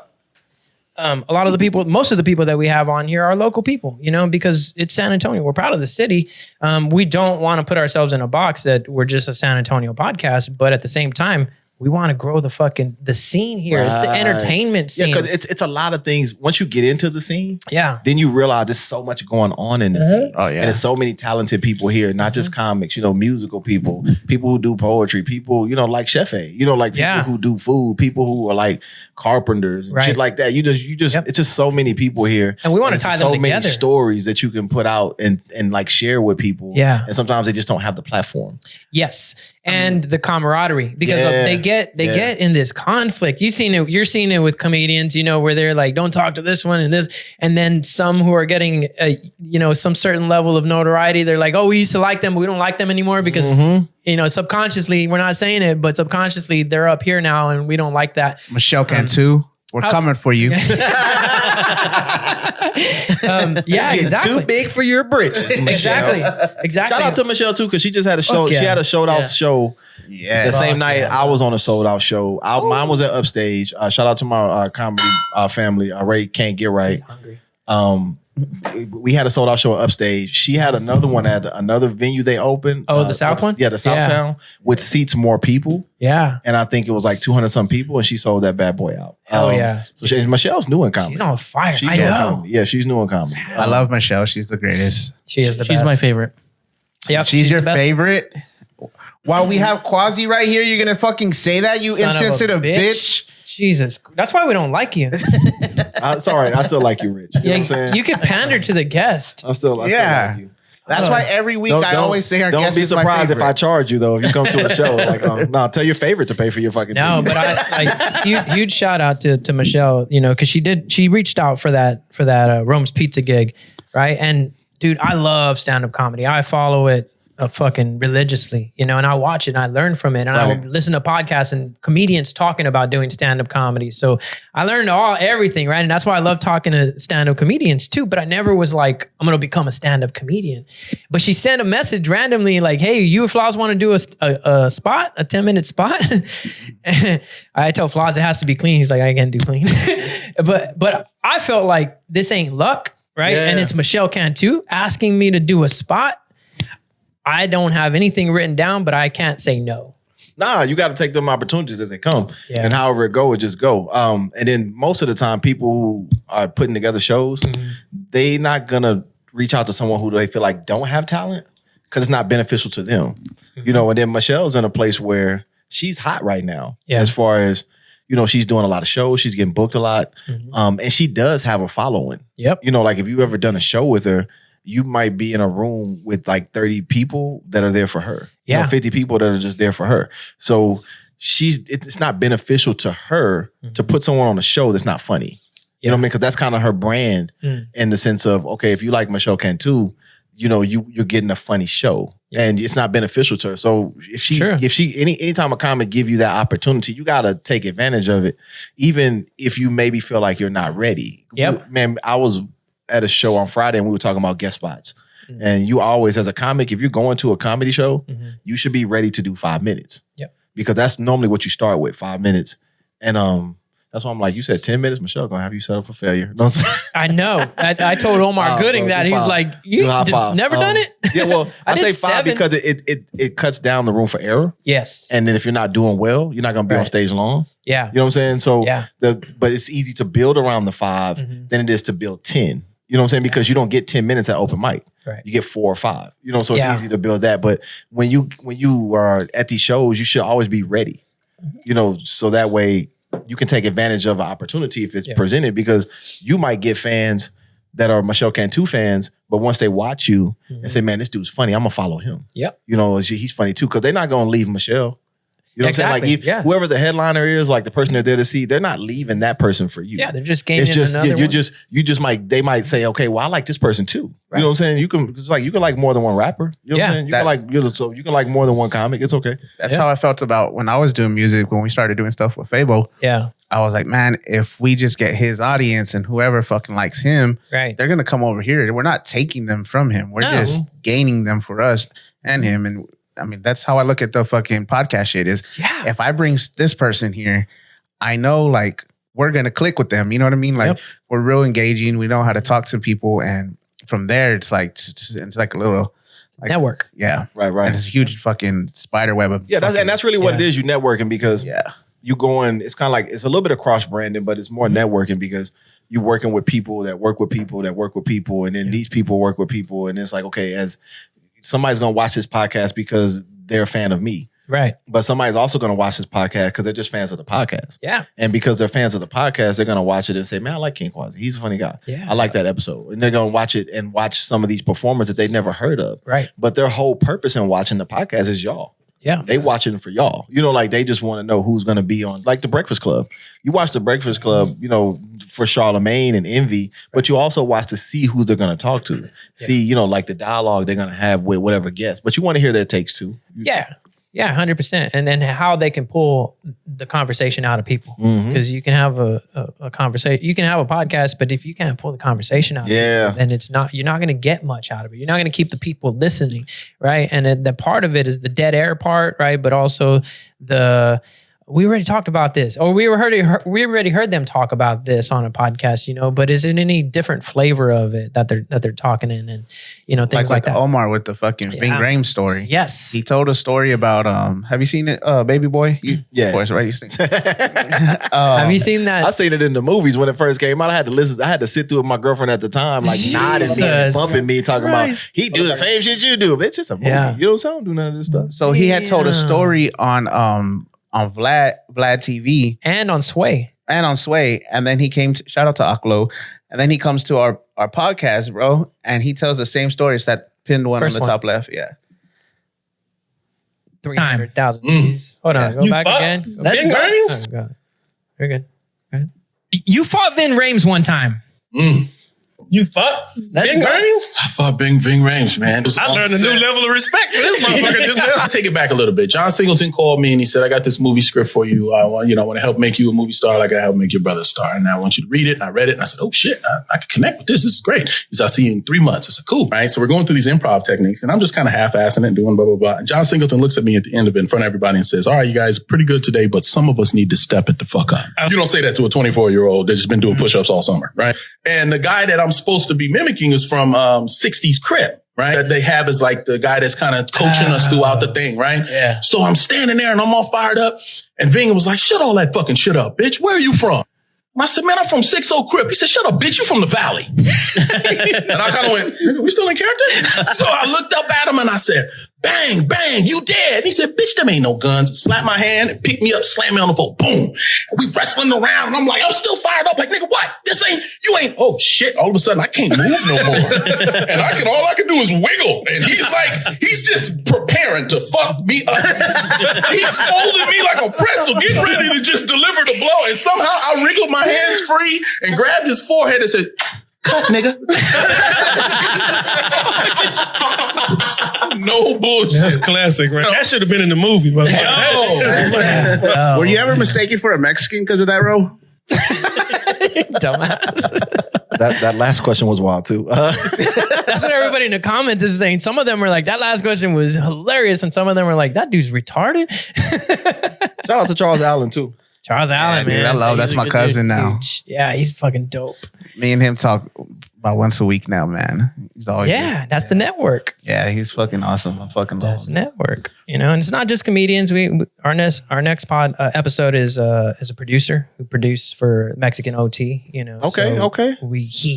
Mexican OT watches that episode and like, oh, I want to go on with those dudes. Yeah, well, man, sometimes it's like those tags. Yeah. You know what I mean? Like when you posting stuff and you tagging it, those things will like get you views because they're like, I call them clickbait to some degree. Yeah. You know, because some of it's bullshit. Yep. But the ones that are authentic, Yeah. you know, like that's really good for you because it's like, oh, they talking about this? Right. What they talking about? You know what I'm saying? Because if I see somebody with some shit like Jay-Z exposed, I'm not clicking that shit. Exactly. You know what I'm saying? Yeah. But if it's like something genuine, You know, like I feel like it's like, okay, that sounds believable. You know what I'm saying? But the cheapness of it, you know, that's what I don't like. The clickbait shit, like, because we can easily pull something from a conversation and be like, can you believe Omar said this? You know, and make it controversial. But it's like, no, we thought that was funny. So let's post that because we thought it was funny, not so that people can click on it. Right. And we had no idea it was going to go to fucking damn near 400,000 views. That's crazy. That fucking one alone. You know, because none of our other ones have even touched that. They got to 1,000. Punchy? The reels? That was me. That's Tiger right there, right? I met Becky G at a red carpet event. Yeah, see, and then like stuff like that, man. You know what I'm saying? Like when people go to y'all page, you know what I mean? Playful. And they're able to see that, you know, you guys are having a good time. You know what I'm saying? And like it's a vibe to kind of like watch the podcast and enjoy yourself. Cause that's the world we in now. Yeah. Where like people are doing things and it's like, I want to put on some entertainment. Right. But I don't want to put on a movie. I don't want to put on no music. I don't want to watch music videos right now. So you can listen to the talking content and it's enough. Like, man, I'll put on a podcast or sometimes I'll put on a comedy album if I'm like building something. Like, and I say building loosely, like I'm putting together entertainment center or some shit like that. Like I ain't no carpenter. But like, you know, if I'm like assembling some shit, then I'll put the podcast on because I'm going to listen to it while I'm, you know, and I don't have to watch it directly. But I am a fan of like visual. So when I go back and watch this podcast, I'm going to watch it like, you know, on YouTube and I'm going to watch it like, I'm going to watch it. Hell yeah. You know, I'm not going to just listen to it, but I might go back and listen to a version of the podcast, right? Episode and listen to it. Like I won't watch it. I'll listen to it. You know what I'm saying? So, and if you want any reels out of that, you just let us know because hell yeah, she'll crack them out. She'll make them up.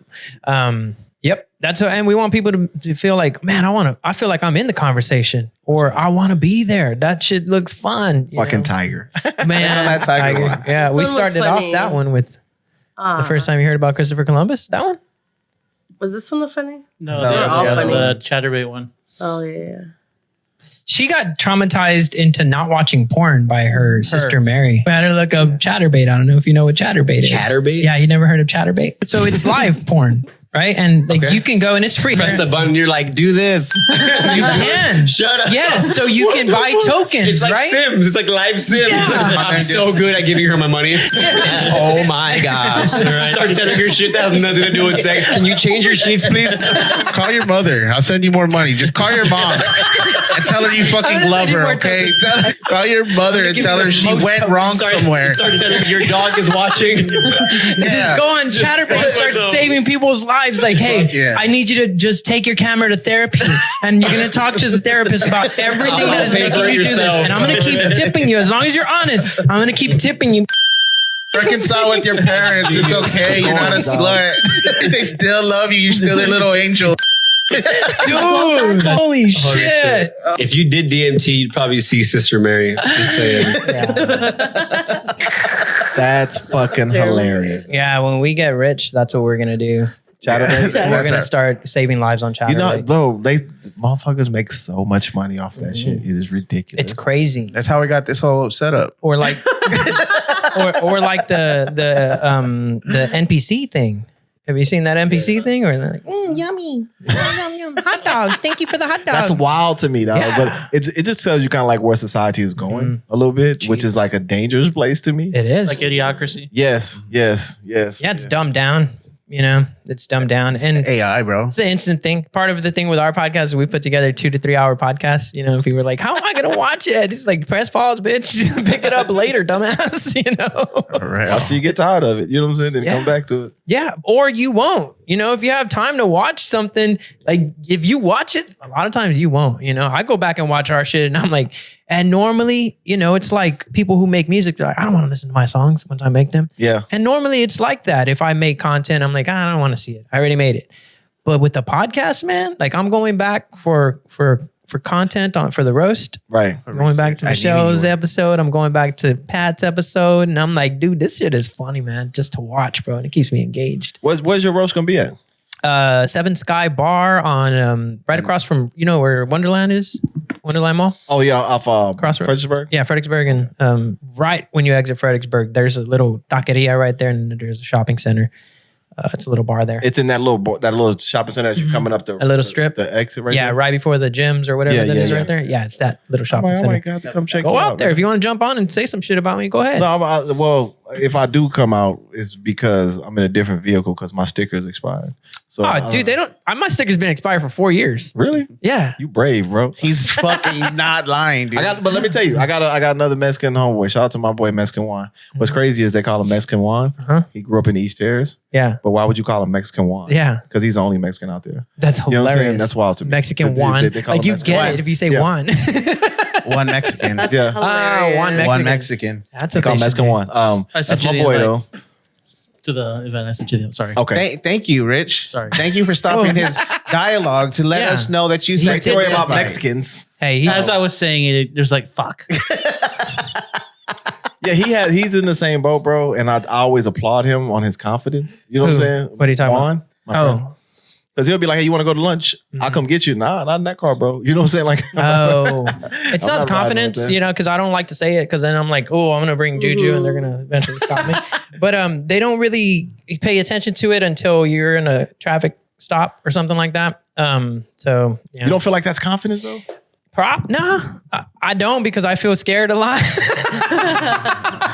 And I had to adjust a lot. Like at the beginning, like a few months ago, I would always be paranoid. Yeah. Right. And if I saw a cop coming my direction, I'd move over or I'd if he was coming on the side of me, I'd turn. Yeah. And that sidetracks me sometimes and I'm late sometimes because there was a cop right there, and so I try to keep my distance away from the cops in traffic. Maybe it's nostalgic for you. You just remember back when you used to sell dope and you're just like, I need that rush again. I'm not gonna pay my stickers. Yeah. No, it just got so far. It was like 2 years and I was like, what am I gonna do? They're gonna be like, why haven't you paid? And I'm like, I don't want to answer the question. They're not gonna be like that. They're just gonna be like, give us your money. Here's how much it costs. Yeah. But I overthink. It's my ADD. So it's just Come on like my in podcast. my head, the cop's gonna be like, why haven't you done it in 4 years? I'm gonna be like, because it was 2 years or it was a year. And I was like, it's already long enough. Like, fuck. And it's gonna be a lot of questions to answer. My baby mama's a bitch. My baby mama's a bitch. Yeah. You don't get that. And they're like, no, I don't get that. Like, what does that have to do with your That's why you're a registration? cop, because you can get no pussy. Yeah, exactly. Don't say that. I'm just kidding. My uncle watches this. Is he a cop? Nah, he's just a fucking Have you dude that ever doesn't almost get pussy. Pussy. Have you ever almost died? Yeah. Damn, did it sound like that? Silence. I don't know. I was trying to die. You know what I'm saying? No, I had to go to the hospital for my hernia. Ouch. And that was like a thing. And I've never been shot, but I've been in situations where I'm standing next to someone who got shot. Oh no. And that's like some wild shit. Really? Yeah, man, I can, like, in those moments, I can remember like certain things. You know what I mean? Like the sound of the bullets. You know what I'm saying? Like the sound of like the bullets hitting houses. Hitting? You know what I'm Oh, saying? yeah. Yeah, like, you know, man, like I feel like in certain settings, I can remember like that. Oh, you know what I'm saying? No shit, bullets like, flying by. cutting through the air, you know. So yeah, when my hernia, I had to go to the hospital. The doctor, I was like in just like so much pain, and I went to the ER, and when they got me in it, it was like, dude, You're glad you came. You was on borrowed time. You know what I'm saying? So he was like, because if this, you know, like what a hernia is basically like the stomach lining tears. So like your small intestine is like kind of like hanging out through your stomach. Yo. And he was like, if that happens, sometimes like bacteria and shit can get in your blood. Sepsis. You know what I'm saying? And because it's a tear right there. And he said that shit get in your blood, you know, they could kill you. The toxins get in there, it could just kill you. So he was like, man, you definitely. Damn. He was like, yeah, I was, man, like I remember the funny, this is how I know I'm a comic. I was in the bed and I was just like, damn, I feel like 50 Cent. You know Put on mini men, doc. Nothing's gonna fucking kill me. You know what I'm saying? And man, I remember one time I had a boil too. It's like it's not life threatening, but it was like a pain that I'll just never forget. And I had to get it lanced because it was like big to the point it wouldn't bust, and it was like so fucking painful I couldn't even walk. Damn. So I had to go to like this urgent care. Yeah. To get it lanced. Ugh. And the whole experience, I'll never fucking forget it because I was in so much pain. Yeah. That was a pain I had never felt before. let's look. That was a pain that I look at women and be like, pregnancy, whatever. You know what I'm saying? Bitch, you ever had a boil? You know what I'm saying? That shit hurt. You know what I'm saying? So like, it was a pain. I was just like comparing to things I had never felt. It was, and I never forget when the doctor dude or whatever they are in the urgent care, he was like, man, I can't give you anything for the pain. Because it's gonna take, you have to swallow it. It's gonna get into your bloodstream. So what I'm gonna do is I'm gonna inject you, but I gotta inject around the boil. All right. So that's how he put an anesthesia in me, and I just caught the 50 cent. Yeah, that's a good story for this story too, because I was like, man, I was on the little hospital bed shit, right? Yeah. When he was injecting me, I was trying not to cry. Damn. Because it was a dude. And I'm probably like 27. So I got I got a bunch of ego, and I'm like, I'm not crying in front of this motherfucker. But I'm like trying to hold it in because it's hurting so bad. I was dripping like with sweat. Damn. And he had to change the little paper shit you lay on. Because you were so wet? Yeah, Doctor, you're making me so wet. That was WAP before WAP. You know what I'm saying? A wet ass person. Wet ass pancreas. Wet ass patient. So yeah, I never forget that fucking pain, man. It was just so it was so intense. I felt like I wanted to pass out. Yeah. But my pride was like, don't fucking pass out, dude. Because he's gonna fucking talk about you. You know what I'm saying? When he gets around his friends and be like, that fucking black guy that was in here earlier, he's not fucking tough. You know, he thought he was 50 Cent. He's not fucking tough. Yeah. I'll just never forget that pain, man. And on some other shit too, like after that, I had because he had to cut it open, and drain it and then pack it with gauze and all this other shit. So I had a fucking wound for real. Damn. And it was right here, it was all bandaged up. And when I seen my girl, she was like, oh my God, well, this is my side chick at the time. Let me take that back. And I'm retired. But yeah, at that time. Me too. Yours wasn't convincing as mine. Yeah, at that time, she was like, what happened? And I was like, oh, these motherfuckers try to rob me, girl. Cue the music. Yeah. I turned into Soldier Boy. You know what I'm saying? I was like, yeah, they try to get me. I had to get off on them. And, I was I was telling this whole elaborate ass story. And I was I was telling the story kind of in a joke way. And I thought she was going to take it as a joke. Boy, shut up. But she didn't. She believed it. You know what I'm saying? So then I was like, she's like, where these motherfuckers at? Well, damn. Oh, yeah. Okay. All right. Then, yeah. She's like, oh my God, I can't believe that happened to you. And she was caring and concerned. I would have felt even worse if I had told I was just playing with your girl. So I had to ride it out. It's funny how let some lies go. Yeah. It's still a scar there, right? So sometimes I will be talking to my baby mama and be like, you see this shit? It's from the streets, motherfucker. Don't go sideways with me, from the bitch. streets, bitch. I ain't scared of shit. Damn. Yeah, that hernia is probably like I said, I've been in situations where I've been shot at. I remember one time I was young and I was at the Midnight League at Copernicus. And it was an altercation there. And it was shooting. We left. I was taking one of my homeboys home. Shout out to Black Boy. I was taking him home. I was young. Who named him that? Because he was black. And he's really dark. And that's what they call him. Shout out, I won't call his real name. You know what I'm saying? But Black Jamal. It's Mexican one. Yeah. And the dudes that was at the altercation at the gym, seen my car. And we was over there kind of off of McCreeless in 37. Yeah. And they saw the car. And I'll never forget it. My boy was like, hey, that looked like what's the name? He said he called their name. Uh-oh. But it didn't register that they were the people from earlier, right?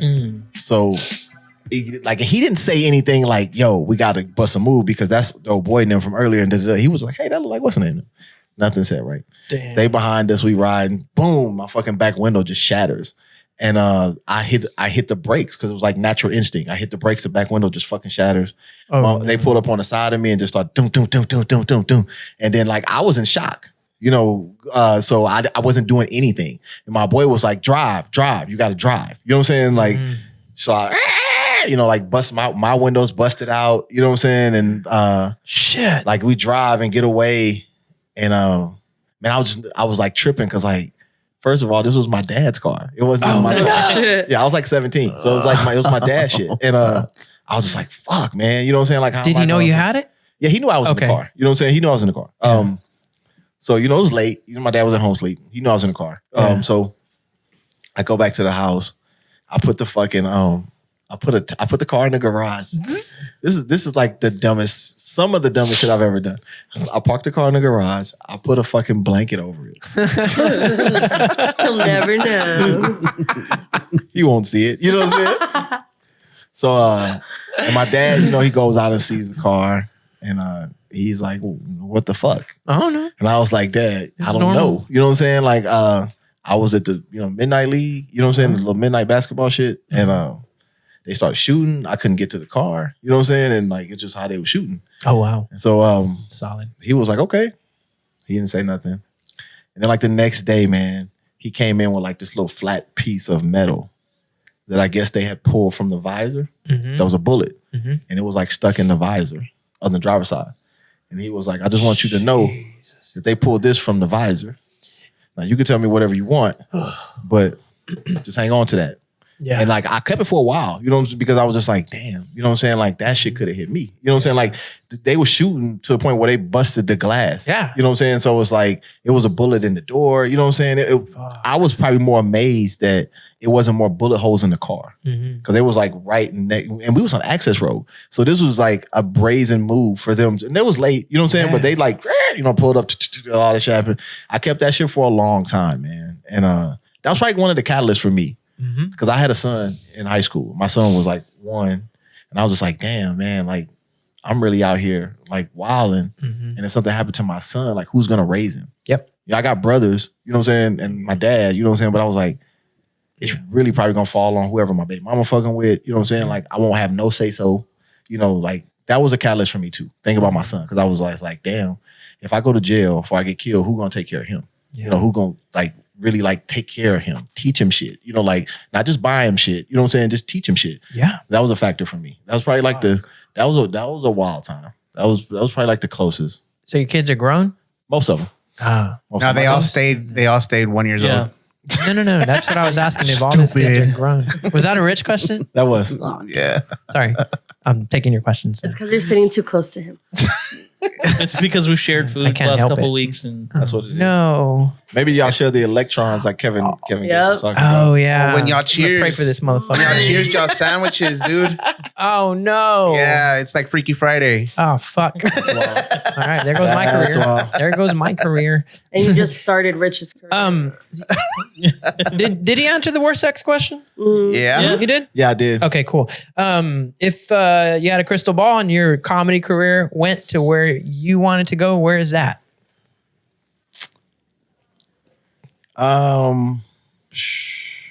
Tiger said he don't care. Did he?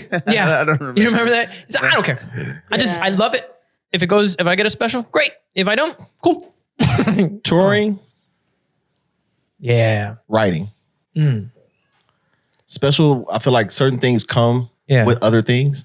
I don't necessarily want to be an actor or no shit like that. Yeah. But I do feel like I want to be able to tour and go to different cities and sell tickets based on who I am. Yeah. Not because of the venue sells tickets and they're just bringing me. Right. But people are there to see me and my brand of comedy. Yeah. And being able to write. Like one of the things I look at is like a lot of people who are writers. Right. Like rest in peace, Paul Mooney. One of probably like most prolific writers to me in my Paul Mooney. So I want to be able to write for people and not just say I did it, but be respected enough that people come to me and say, I want to work with him. Yeah. You did this for this person. I heard you help this person with this joke, because the writing, you won't always get credit, but you'll get credit. True. You know what I mean? Like I don't, I won't be at a show saying, "Oh, y'all like this joke? Flaws is telling." Yeah, that's my joke, baby. You know what I'm saying? Like I don't want to be that person, but I want to be able to watch him and say, "Damn," you know what I'm saying? I really know what the fuck I'm doing. You know what I'm saying? God, I know what I'm doing. I've done it before. Want to ride my roast? Right, your roast. What about like stadium gigs? Would you feel comfortable doing a stadium gig? Because like it's so huge, right? Like, I think it's a different level. Yeah. Because you can't do crowd work. Yeah.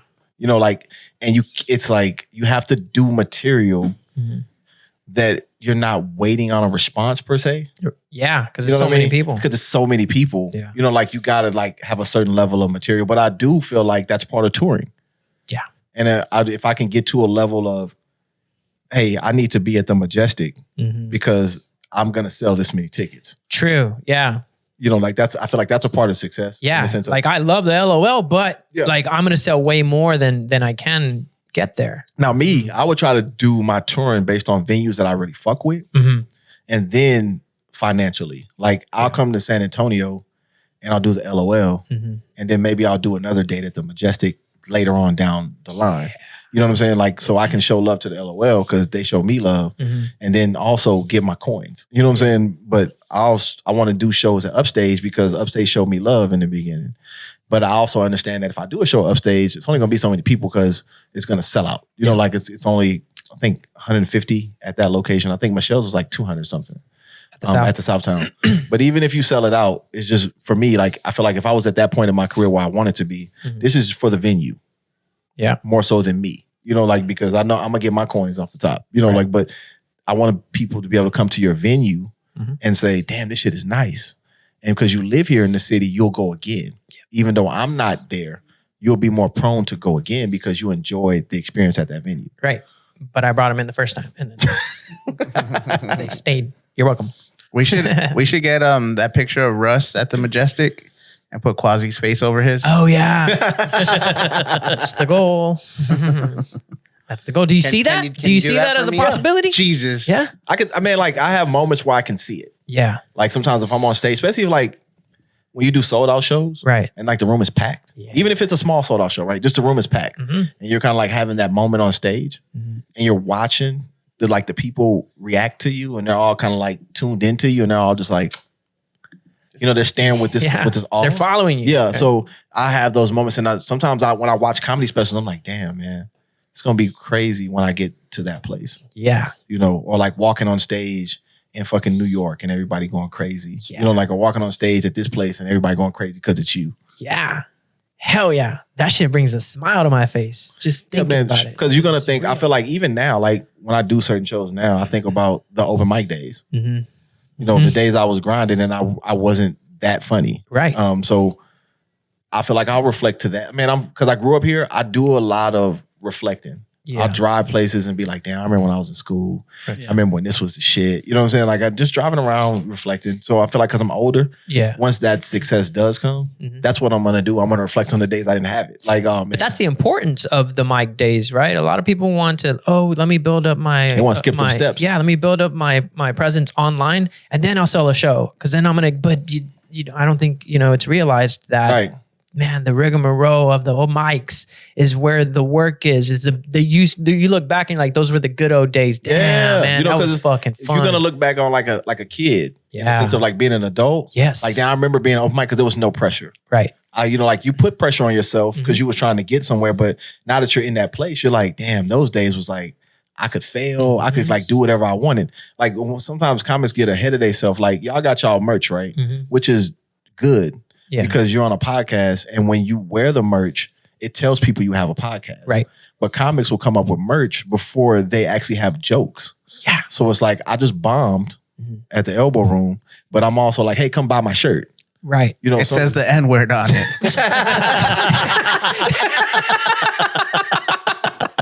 That was a well-placed bitch. That was a well-placed bitch. That was a well-placed bitch. Yeah, sometimes you gotta put, you can't put the horse before, you can put the car before the horse, man. You know, like people not gonna want to buy your shit if they don't fuck with you on that level. Yeah. You know, but if they fuck with you on that level, right, then they want to buy your shit. You know, after the show, they want to buy your merch. You know, like you get to a certain level of your success with the podcast, you're gonna see these shirts everywhere. Yep. You know, and then people will be like, hey, can I get a shirt? Can I get a shirt? They want to come up. Really, your goal is the flea market. Oh, you want mine? Because I'm Mexican? Well, is that racist? the podcast goal. You know, is the flea market? Yeah, you want to be at the flea market. Oh, because a lot of people go and that's where they'll buy it. Oh yeah, or steal it. Or steal it. Cool. You just wear it. I don't care. I think I'd be excited if I saw a bootleg BFR shirt somewhere. What if we just take a box of BFR shirts and then like dump them in the Goodwill? No. Yeah, like check it out. Well, look, like, what I think y'all should do is I think y'all should give away some merch. Yeah. Especially like to your guests. Wink, wink. You know what I'm saying? But no, like I think it's a good thing for your branding. Right. You know, because if like, man, shout out to Patrick. You know, Patrick Christopher, when he had the Barbacoa Core podcast, he had some sweet shirts, which was like a fat dude. You know what I'm saying? Like, but like laying. Don't call him fat. Not him. You don't like it. He had a fat dude on the shirt. You know what I'm saying? Like it was like I thought it was like great marketing. But he went from that to the Duder Man homie, bro. But the Barbacoa Core was like the first thing he did, and like he gave me a shirt. And I used to wear that shit all the time. You know, it was like one of my favorite shirts because I liked it. I liked the shirt. Man, shout out to Israel Garcia. Shout out to our merch guy. Y'all got a merch guy? Yeah, we do. Shout out. That's why I hate him. Barely. Yeah, well, like Israel got some good merch. So like when you got good merch, people will wear it. You know, and it's just like, you know, it's branded. Yeah. But don't be having, I feel like as a comic, don't be trying to sell merch if you don't have jokes to match it. Or you don't have a following to match it. Right. For the sake of it. Or like, because their merch will probably be a reference to something they talk about. And you got to build that. You got to find that something that people are going to latch onto. Right. Right. That one joke, that one line. And if you got it, then you get a design out of it. And they're like, I remember that shit. Now I'm going to buy the merch because I want to remember that you said that because you cracked me the fuck up. Right. But you don't have that yet. And you got some shit that, what? Like, what is that? What is that? Armani Exchange, huh? Gross. What is that stuff? Never mind. I'm going to go there. Awesome. We appreciate you coming out and joining us, fun, man. Y'all, like I wish y'all the utmost success. Hopefully I'll be back on the podcast. Fuck yes. If y'all see me at the next one, just because I'm here for the food. You know Let's go. Join us, man. We got space. Me and Ollie will post up over there. It's nothing but space and walk in without opportunity. Chef. Yeah, he's gonna bang my dog. I know it. Yep. Chef A? Bitch. Don't fuck his dog. No, I'm not. I'm not. He's not my type. You know what I'm saying? I don't like redheads. You know what I'm saying? But thank you. I appreciate Kwasi. y'all, man. Yes, Shout out sir. to y'all, man. Thank y'all for having me, man. Everybody, make sure you tune into this episode. Watch it from the fucking beginning. Watch the whole thing because you'll really enjoy it. I enjoyed it. Yeah. Can't wait to do it again. Hope your birthday roast goes great. I hope they make you fucking cry in a good way. I want to go just to kind of like hear what Rich is going to say at this point. I hope we're gonna record it. I hope we're gonna record it so we can Not put it even out. Flaws knows what I'm going to say yet. Yeah, I know what you're gonna say about as much as you say on this fucking podcast. I'd be shocked if you didn't. I know what you're going to say. Me? Yeah. Oh, it's gonna be a lot. Because I'm going to write it. Oh, thank you. Good. Oh, it's gonna be great.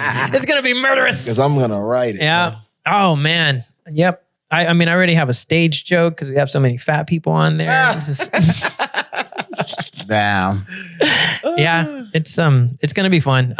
Like one thing Charles Allen told me, and we'll wrap it up. But like he said, like being naturally funny is something you were alluding to in the beginning. Is like being tall and wanting to play basketball, right? Like you already got half the fucking battle out of the way. Now you just got to learn the fundamentals. Now you just got to learn how to shoot. Now you just got to learn how to. You know. Yeah, because it's skill to it, right? Yeah. But sometimes you have to understand that it's not all skill. Some of it's just natural ability. Yeah. Some comics be really out here Mike Vicking it. Just they getting by off natural talent. They don't have any skill set at all. They don't write. Oh, I thought they were letting dogs fight on stage. What? That's what I thought he was fucking going. Ollie was like, he was. Yeah, Mike Vick was probably a running back instead of a quarterback. But he could throw the fucking ball. You know what I'm saying? Like he could just sling that ball. But just imagine how much better he would have been if he would have had coaching and he would have accepted the coaching. You know what I'm saying? So you can be out here Mike Vicking it if you want, but I think the best of it comes from your natural ability and the skill set. Like you understand that both go together and you put them together. Yep.